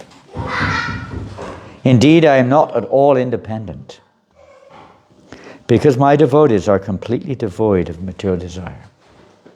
They don't ask anything of the Lord. Most of us, if we do worship God, we ask something material, but they have no such thought. I sit only within the core of their hearts. What to speak of my devotee? Even those who are devotees of my devotee are very dear to me. Don't forget that. It's a very important line. O best of the Brahmanas, without saintly persons for whom I am the only destination, I do not desire to enjoy my transcendental bliss and my supreme opulences. Krishna's happiness is his devotees. He is Atmarama, but his real happiness is the pleasure of his service to his devotees. Since pure devotees give up their homes, wives, children, relatives, riches, and even their lives simply to serve me, without any desire for material improvement in this life or in the next, how can I give up such devotees at any time? As chaste women bring their gentle husbands under control by service, the pure devotees who are equal to everyone and completely attached to me in the core of the heart bring me under their full control. The Lord is not controlled by anyone. You could say he's the supreme controller, but he's controlled by the love of his devotees. Just like you may be, which you probably aren't, but just say you were the Prime Minister or President of New Zealand. Prime Minister. But you know that even the Prime Minister is controlled by his children when he goes home, isn't it? Daddy, Daddy, please come here, Daddy. Please sit down, Daddy, I want to sit on your head. Or whatever they want to do. And Daddy goes down, you know. He's the Prime Minister of New Zealand. He's down on the ground and the kid's on his back, you know, banging him or whatever it's doing, you know. And Daddy's enjoying it. Maybe. Depends how Daddy is. But usually, yes, if love is there, he's controlled by the love of his son or daughter. Controlled. My devotees who are always satisfied to be engaged in my loving service are not interested even in the 4 principles of liberation. They don't even want liberation. Salokya, Sarupya, Samipya, Sarsti, different types of liberation. Highest liberation, not just merging, but liberation of having the same form, being on the same planet, and so on and so forth. What then is to be said of such perishable happiness as elevation to the higher planetary systems? They have no interest. Now the famous verse, Sadhavo Hridayam Mayhang, Sadhunam Hridayam Tvaham. The pure devotee is always within the core of my heart, and I'm always in the heart of my pure devotee. My devotees do not know anything else but me, and I do not know anyone else but them. This is their meditation. O Brahmin, let me now advise you for your own protection. Please hear from me. By offending Maharaj Ambarish, you have acted with self-envy. Therefore you should go to him immediately, without a moment's delay. One's so-called prowess when employed against the devotee, certainly harms he who employs it. Thus it is the subject, not the object, who is harmed. For a Brahmin, austerity and learning are certainly auspicious, but when acquired by a person who is not gentle, such austerity and learning are most dangerous. O best of the Brahmins, you should therefore go immediately to King Ambarish, the son of Maharaj Nabhaga. I wish you all good fortune. If you can satisfy Maharaj Ambarish, then there will be peace for you. So then he left Vaikuntha and went to the place of Maharaj Ambarish, still being pursued by Sudarshan. And when he arrived there at the place of, it took a whole 1 year, earth year, he was traveling. 1 year, it was a long time. And what was Ambarish doing? You know what he was doing? Still fasting. He'd been fasting that whole year. He would not break his fast because he considered he committed such an offense to Devasa. And until he got freed from the offense, he would fast. Isn't that amazing? Although he committed no offense whatsoever, he was thinking like that. Do we think like that? Probably not. Probably not. Why are they offending me, you know? We have the opposite result sometimes. Yeah? They should be put in prison. They should be fasting. They should be punished. Krishna may arrange that. That is another thing, but it's not our business. We don't look at our own part. We don't look at ourselves. We're so caught out with our conditional idea of, me and how I see things. But he was just seeing everything in relation with Krishna, such humility. So then Devasa Muni came before him and begged for, Maharaj Ambarish to please save him. And Maharaj Ambarish, let's see what he says. He was humbled. Devasa became humbled. He fell at the king's feet, touched his lotus feet, and begging him, please. He offered prayers. And Maharaj Ambarish immediately started offering prayers to Ambarish, Sudarshan. O most favored of Achyuta, the Supreme Personality of Godhead, you have thousands of spokes. O Master of the material world, Destroyer of all weapons, original vision of the Personality of Godhead, I offer my respectful obeisances unto you. Kindly give shelter and be auspicious to this Brahmana. He prayed to Sudarshan to please be merciful to this Brahmin. O Sudarshan, you are religion, you are truth, you are encouraging statements. He was on and on glorifying Sudarshan, etc. Let's see. And he prayed to Sudarshan like this, O Master of Speech.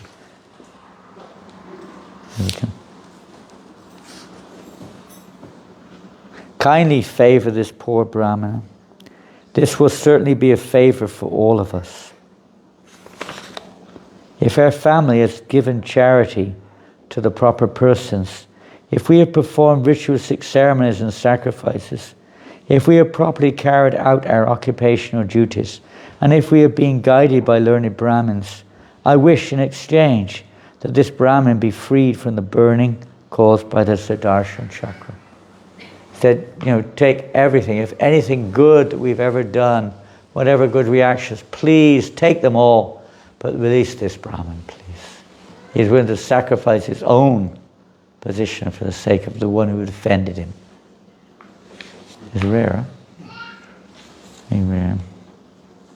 It's the Supreme Lord who is one without a second, reservoir of transcendental qualities, and who is the life and soul of all living entities, is pleased with us. We wish that this Brahmin Devasa Muni be freed from the pain of being burned. This is the nature of a pure devotee. He's only thinking of others' welfare. Like Srila Prabhupada was simply the same. Exactly the same. Simply thinking of everyone's welfare. Even though people try to curse him, try to stop him, criticized him, so many ways. Even governments tried to thwart his efforts. Prabhupada never, he just carried on thinking how to benefit everybody. How to benefit everyone. Okay, so I'm going to finish there. Some food for thought, I hope. Maybe some self-reflection, some lessons to learn. We hope.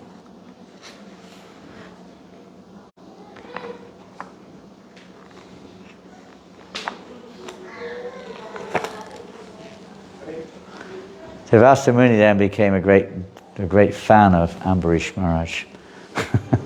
He was going all over the universe glorifying Ambarish Maharaj after that. He changed his heart. It's by behavior, qualities really attract Krishna. And change other people. Not by just telling them. But, by association, example. We may also change if we hear about these great persons, if we associate with Prabhupada and so on, in various ways, our hearts may change too. Any questions? In general or about that pastime? Pardon? In general or about that pastime? Do I know about it? She says questions in general or... Oh yeah, no, in general, in general. Yeah, I have a few. General, yeah. I have one from my dear friend, who we call Jaya Prabhupada. His name is JP. He couldn't come tonight, but he wants to ask you what you think of Jesus. What do I think of Jesus? Yes. What a wonderful question. And what a wonderful thought. What do we think of Jesus, Chanakresh Prabhu? Krishna conscious, pure devotee. We love him. Great servant of the Lord. And the great service. Our spiritual master said, he is also our guru. Srila Prabhupada said that. So we don't worship in the same way others do necessarily, but we worship his instructions. That's how you show your love for somebody. Not just saying, I love you, but you try to follow in their footsteps. You try to do what they want, not what you want. If I say, I love you, and and I know you like, well, what do you like, Rasikananda? What do you like to eat? Cheesecake. Cheesecake. Okay. So if you love someone, you'll try to make something that they like, isn't it? You try to do what they like. Not just to say, I'm not going to give you what you like. I'm going to give you what I like. Like it or lump it, you have to take it. You find out what they like. So Jesus Christ, as the Son of God, God's representative, Prabhupada says, doing the greatest service. Unfortunately, we don't take it perhaps the way we should. It's like you go to a doctor. How many of you are medical doctors here? Anyone? Some of you are in the medical world. Medical doctor, hands up. Hands up, Karuna. Karuna's a medical doctor. He's a doctor. Hands up, Karuna. Hey, come on, you're being told to put your hand up. There you go. Orders. And you're studying medical, right? Yeah. Is your cousin here? Right. So some of you may be studying or whatever. The doctor gives you medicine. So what do you do? Thank you, doctor. What do you do with the medicine? You stick it on the mantelpiece, pour it down the toilet. What do you do with it? Pardon? Take it, right? But you have to take it not just anyway either.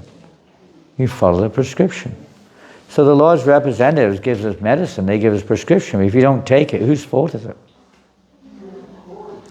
You can't say, you go back to the doctor again, you're still sick, huh? What happened? I gave you the medicine. I poured it down the toilet. I'm still sick. And what's he going to say? He might call the other department. You're supposed to take the medicine. He's giving instruction, but people aren't taking it. The Bible says thou shalt not kill, but people don't take it seriously, do they? It doesn't look like it anyway. Does it? I mean, with all due respect, Christianity is spread by the sword probably more than any other way.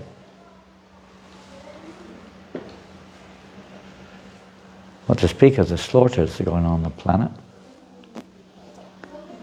Did you know that 8 billion a day fish and animals are killed for human purposes? 8 billion. That's as many as there are people on the planet. Every day, 8 billion.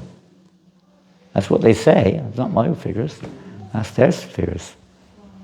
Mostly fish. About 90% fish. But there's still a hell of a lot of other creatures. Animals, birds. Murdered. Huh? Cows, mutton. The number of cows is small. There's a big plant in Dunedin. Yeah. They have a Slaughterhouse. silver fund. Sometimes I take them to airport and they're talking in the back, they're talking like, we need to increase 5,000 a day. 5,000 a day. Cows slaughtered a day in Dunedin. Is that society? Is that civilization? Is that religion? I don't think so. A devotee hates to even see an ant suffer.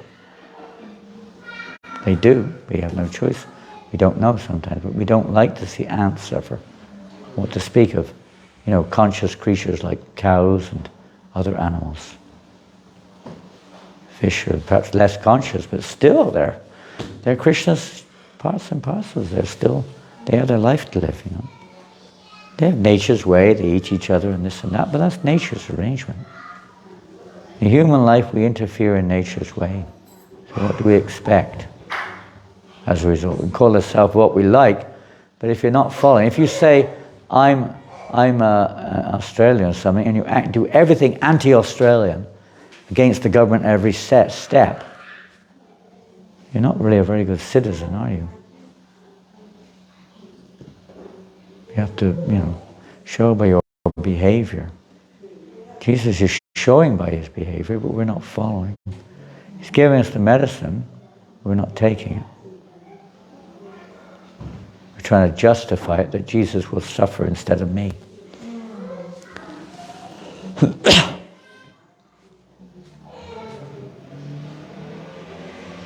Become responsible. It's not that we can do that, but by the mercy of great personalities like Jesus, it's possible. We should be praying to them, please, please shower your mercy on me, that I can become pleasing to you and act in a way which will please you. Rather than, I'm a sinner, thank you for suffering for me. I was thinking that, Pardon?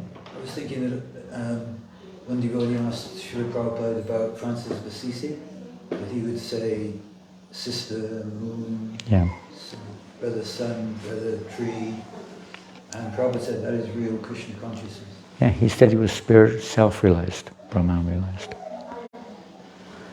He would preach to the fish, the birds, all types of creatures. He was a spiritually self-realized person. Prabhupada himself said that, as you rightly said. It's not the monopoly here, it's a question of your consciousness, your quality. This is not some dogmatic cult. Anyone who has these qualities, what they call axiomatic truth, is the same. They may be speaking different things because they're in different places.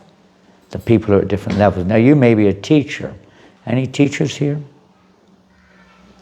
School teachers? Otherwise? Say you're a teacher.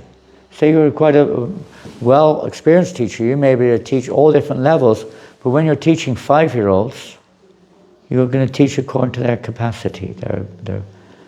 You're not going to start teaching them at, if you're teaching arithmetic or something, you're not going to start teaching logarithms, algebra, etc., are you? You're going to be very simple. But it's the same thing. It's perfectly correct. You may be able to teach the highest form of mathematics, but when you're with kiddies, you teach according to their capacity. Jesus actually said that. I have much more to tell you, but Yeah. you cannot bear it yet. You can't even follow what I'm telling you now, How can I tell you more if you can't follow what I'm even... He was basically speaking just to try to bring us to the human platform. Moral principles, basically. Moral principles. Muhammad also had a different task in the situation he was in. Even more challenging in many ways. He may have used different ways. But to somehow or other bring people to some kind, even Lord Buddha had his part to play, to stop people from slaughtering animals in the name of religion unnecessarily.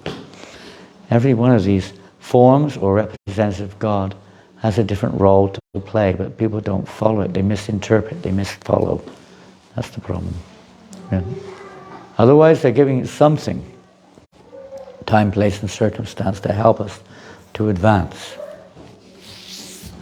It's not spiritual necessarily in of itself, but it's preparing us so we can come to spiritual life. If we can't behave properly in this world, it's very... How on earth are we going to be able to understand we're not this body?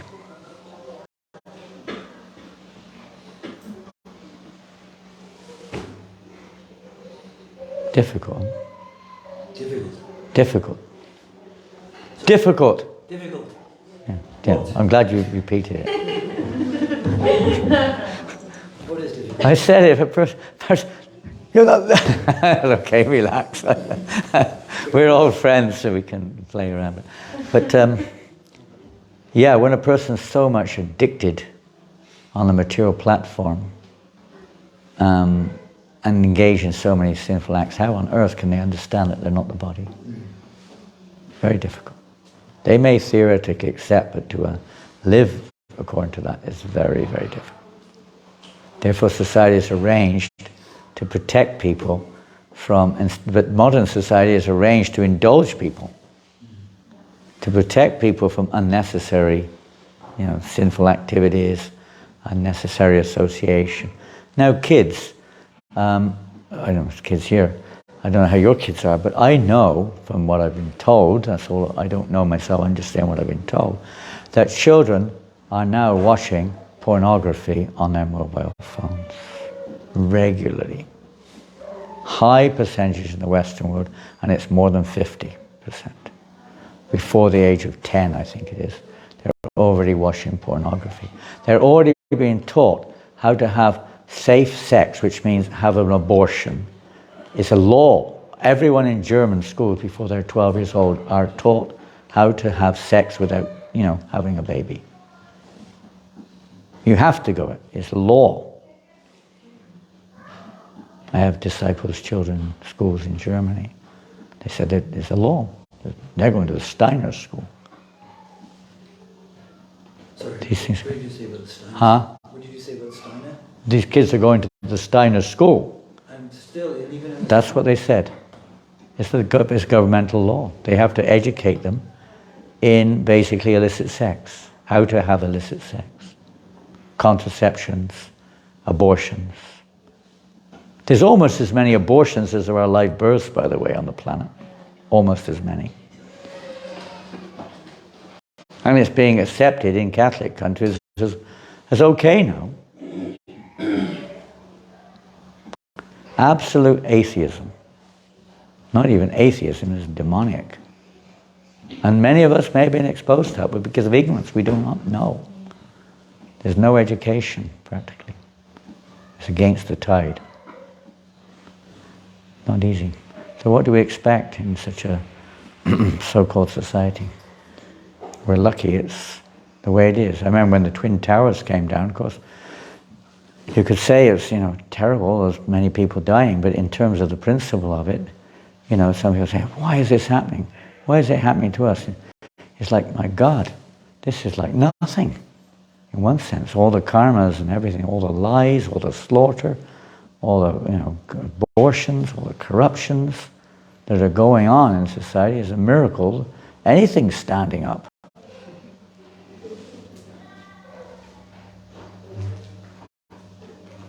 Luckily, there's yajnas are being performed. Sankirtan yajnas are going on, which no doubt have a tremendous effect in, let's say, facilitating this opportunity. We're not the only ones performing yajnas, but there are Yoga is going on everywhere, of Sankirtan yogas throughout the world. And this is the only counteracting effect in this age of Kali. Iti Shodasha Kamnanam, Kali Kamashanashanam. This chanting is the only counteracting activity for the ill activities of Kali Yuga. Hare Krishna. Hare Krishna. And Jesus Christ, even in many countries, not many, but some, Prabhupada said, when it's like a Catholic country or they're preaching amongst Catholics, we put Jesus on the altar also. In Sri Lanka, we put Buddha. Lord Krishna, Prabhupada said you can put Lord Buddha on the altar. They're Buddhists. And they try to understand the connection between Jesus and Krishna, or Buddha and Krishna, like that. Because he is their either our preceptors, or they're forms of Krishna, or they're our gurus. So we can, recognize them for their great service in spreading Krishna consciousness in this Kali Yuga, difficult age.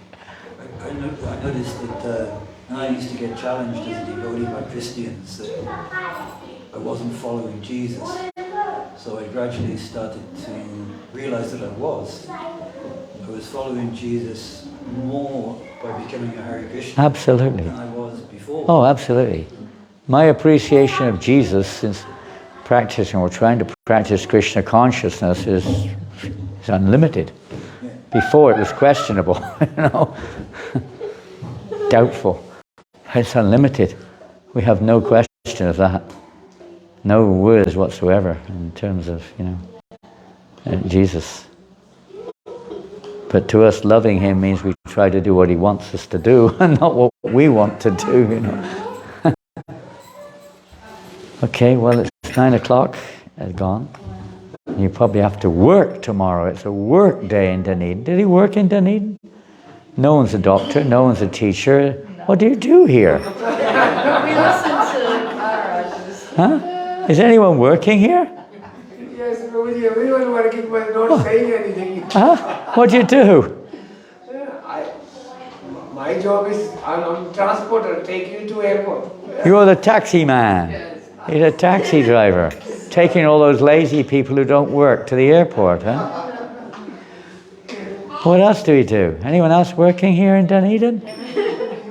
Anyone working in Dunedin or not? No, I don't know. You don't work? You're working? Yeah. Your husband's got you working, has he? Sorry? Your husband's got you working?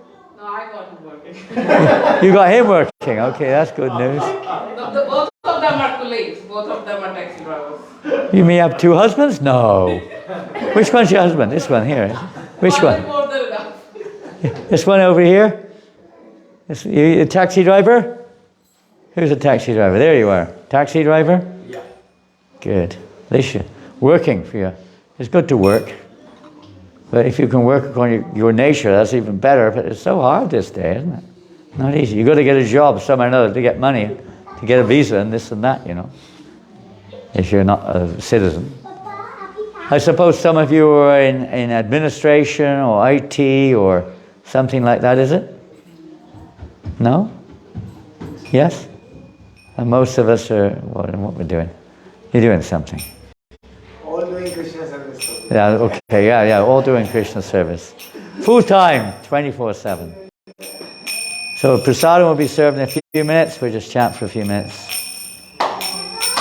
Hare Krishna, Hare Krishna, Krishna Krishna, Hare Hare, Hare Rama, Hare Rama, Rama Rama, Hare Hare, Hare Krishna, Hare Krishna, Krishna Krishna, Hare Hare, Hare Rama, Hare Rama.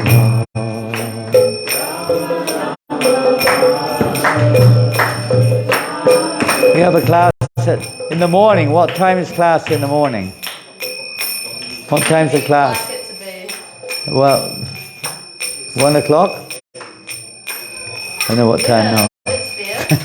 It's a bit early. 8 o'clock? I don't know. Many of you are working, so you won't be here, but we'll still probably have a class. It's up to Jema, but listen now. She'll tell us. Probably sometime between 7 and 8, probably at the start.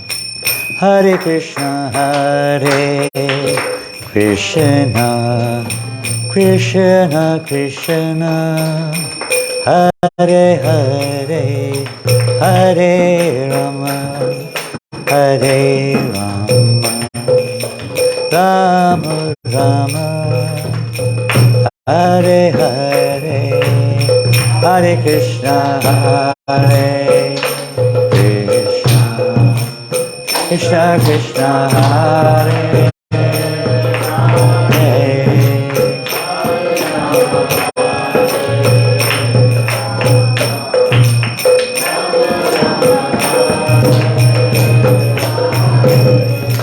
Hare Krishna, Hare Krishna, Krishna Krishna, Hare Hare, Hare Rama, Hare Rama, Rama Rama, Hare Hare, Hare Krishna, Hare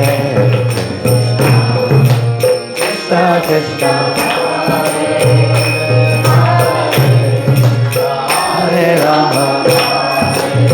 You're gonna start jumping? Start jumping. Hare Bolo. Hare Krishna, Hare Krishna, Krishna Krishna, Hare Hare, Hare Rama, Hare Rama, Rama Rama, Hare Hare, Krishna, Hare Krishna, Krishna Krishna, Hare Hare, Hare Rama, Hare Rama, Hare Krishna, Hare Krishna, Krishna Krishna, Hare Hare, Hare Rama, Hare Rama, Rama Rama, Hare Hare,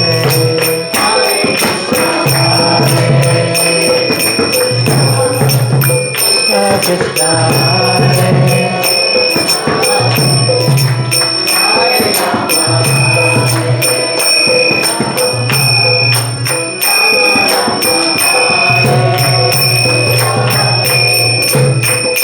Hare Krishna, Hare Krishna, Krishna Krishna, Hare Hare, Hare Rama, Hare Rama, Rama Rama, Hare Hare.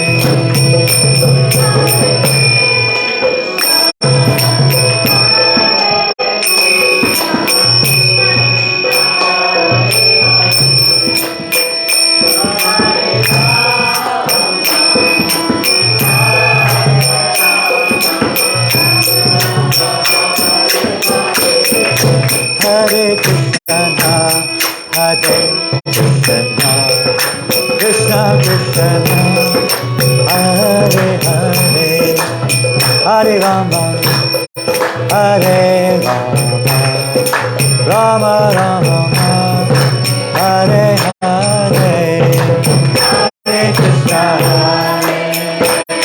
Krishna, Krishna Krishna, Hare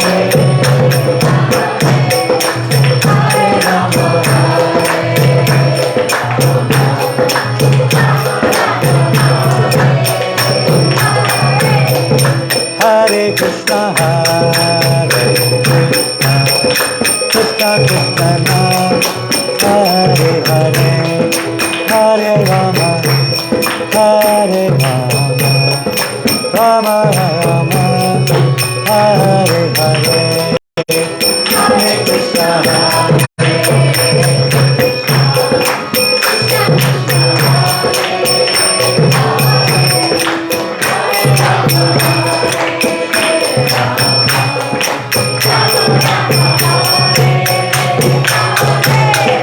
Hare Krishna, Krishna Krishna, Hare Hare, Hare Rama, Hare Rama, Rama Rama, Hare Hare.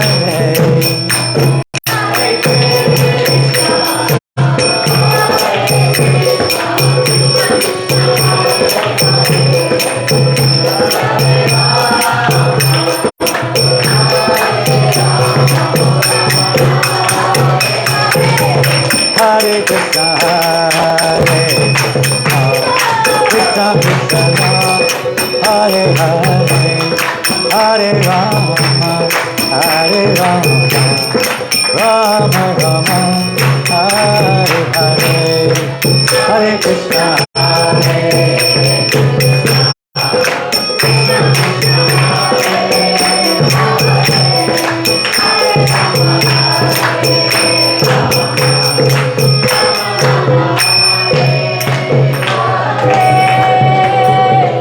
Hare Krishna, Hare Krishna, Krishna Krishna, Hare Hare, Hare Rama, Hare Rama, Rama Rama, Hare Hare.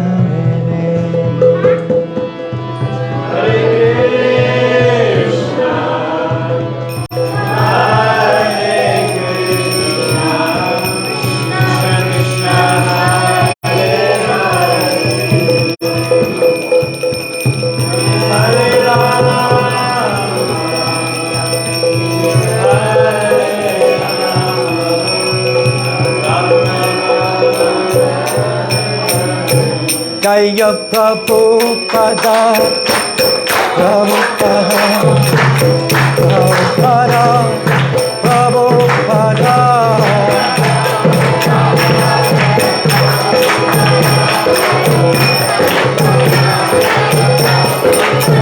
Prabhupada, Prabhupada, Prabhupada, Jaya Prabhupada.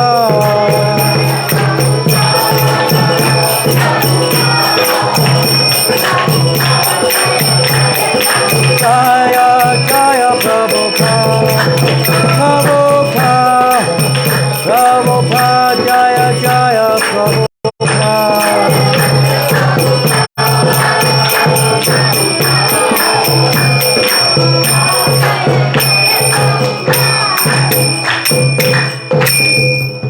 Srila Prabhupada ki jai.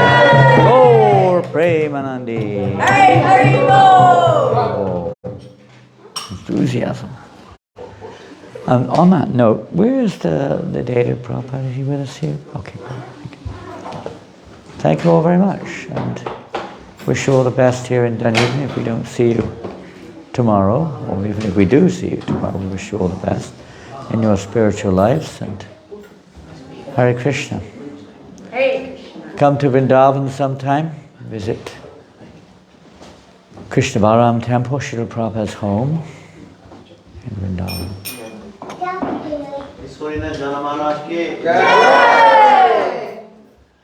Hare Krishna. I think there's a little prasadam now. Yes.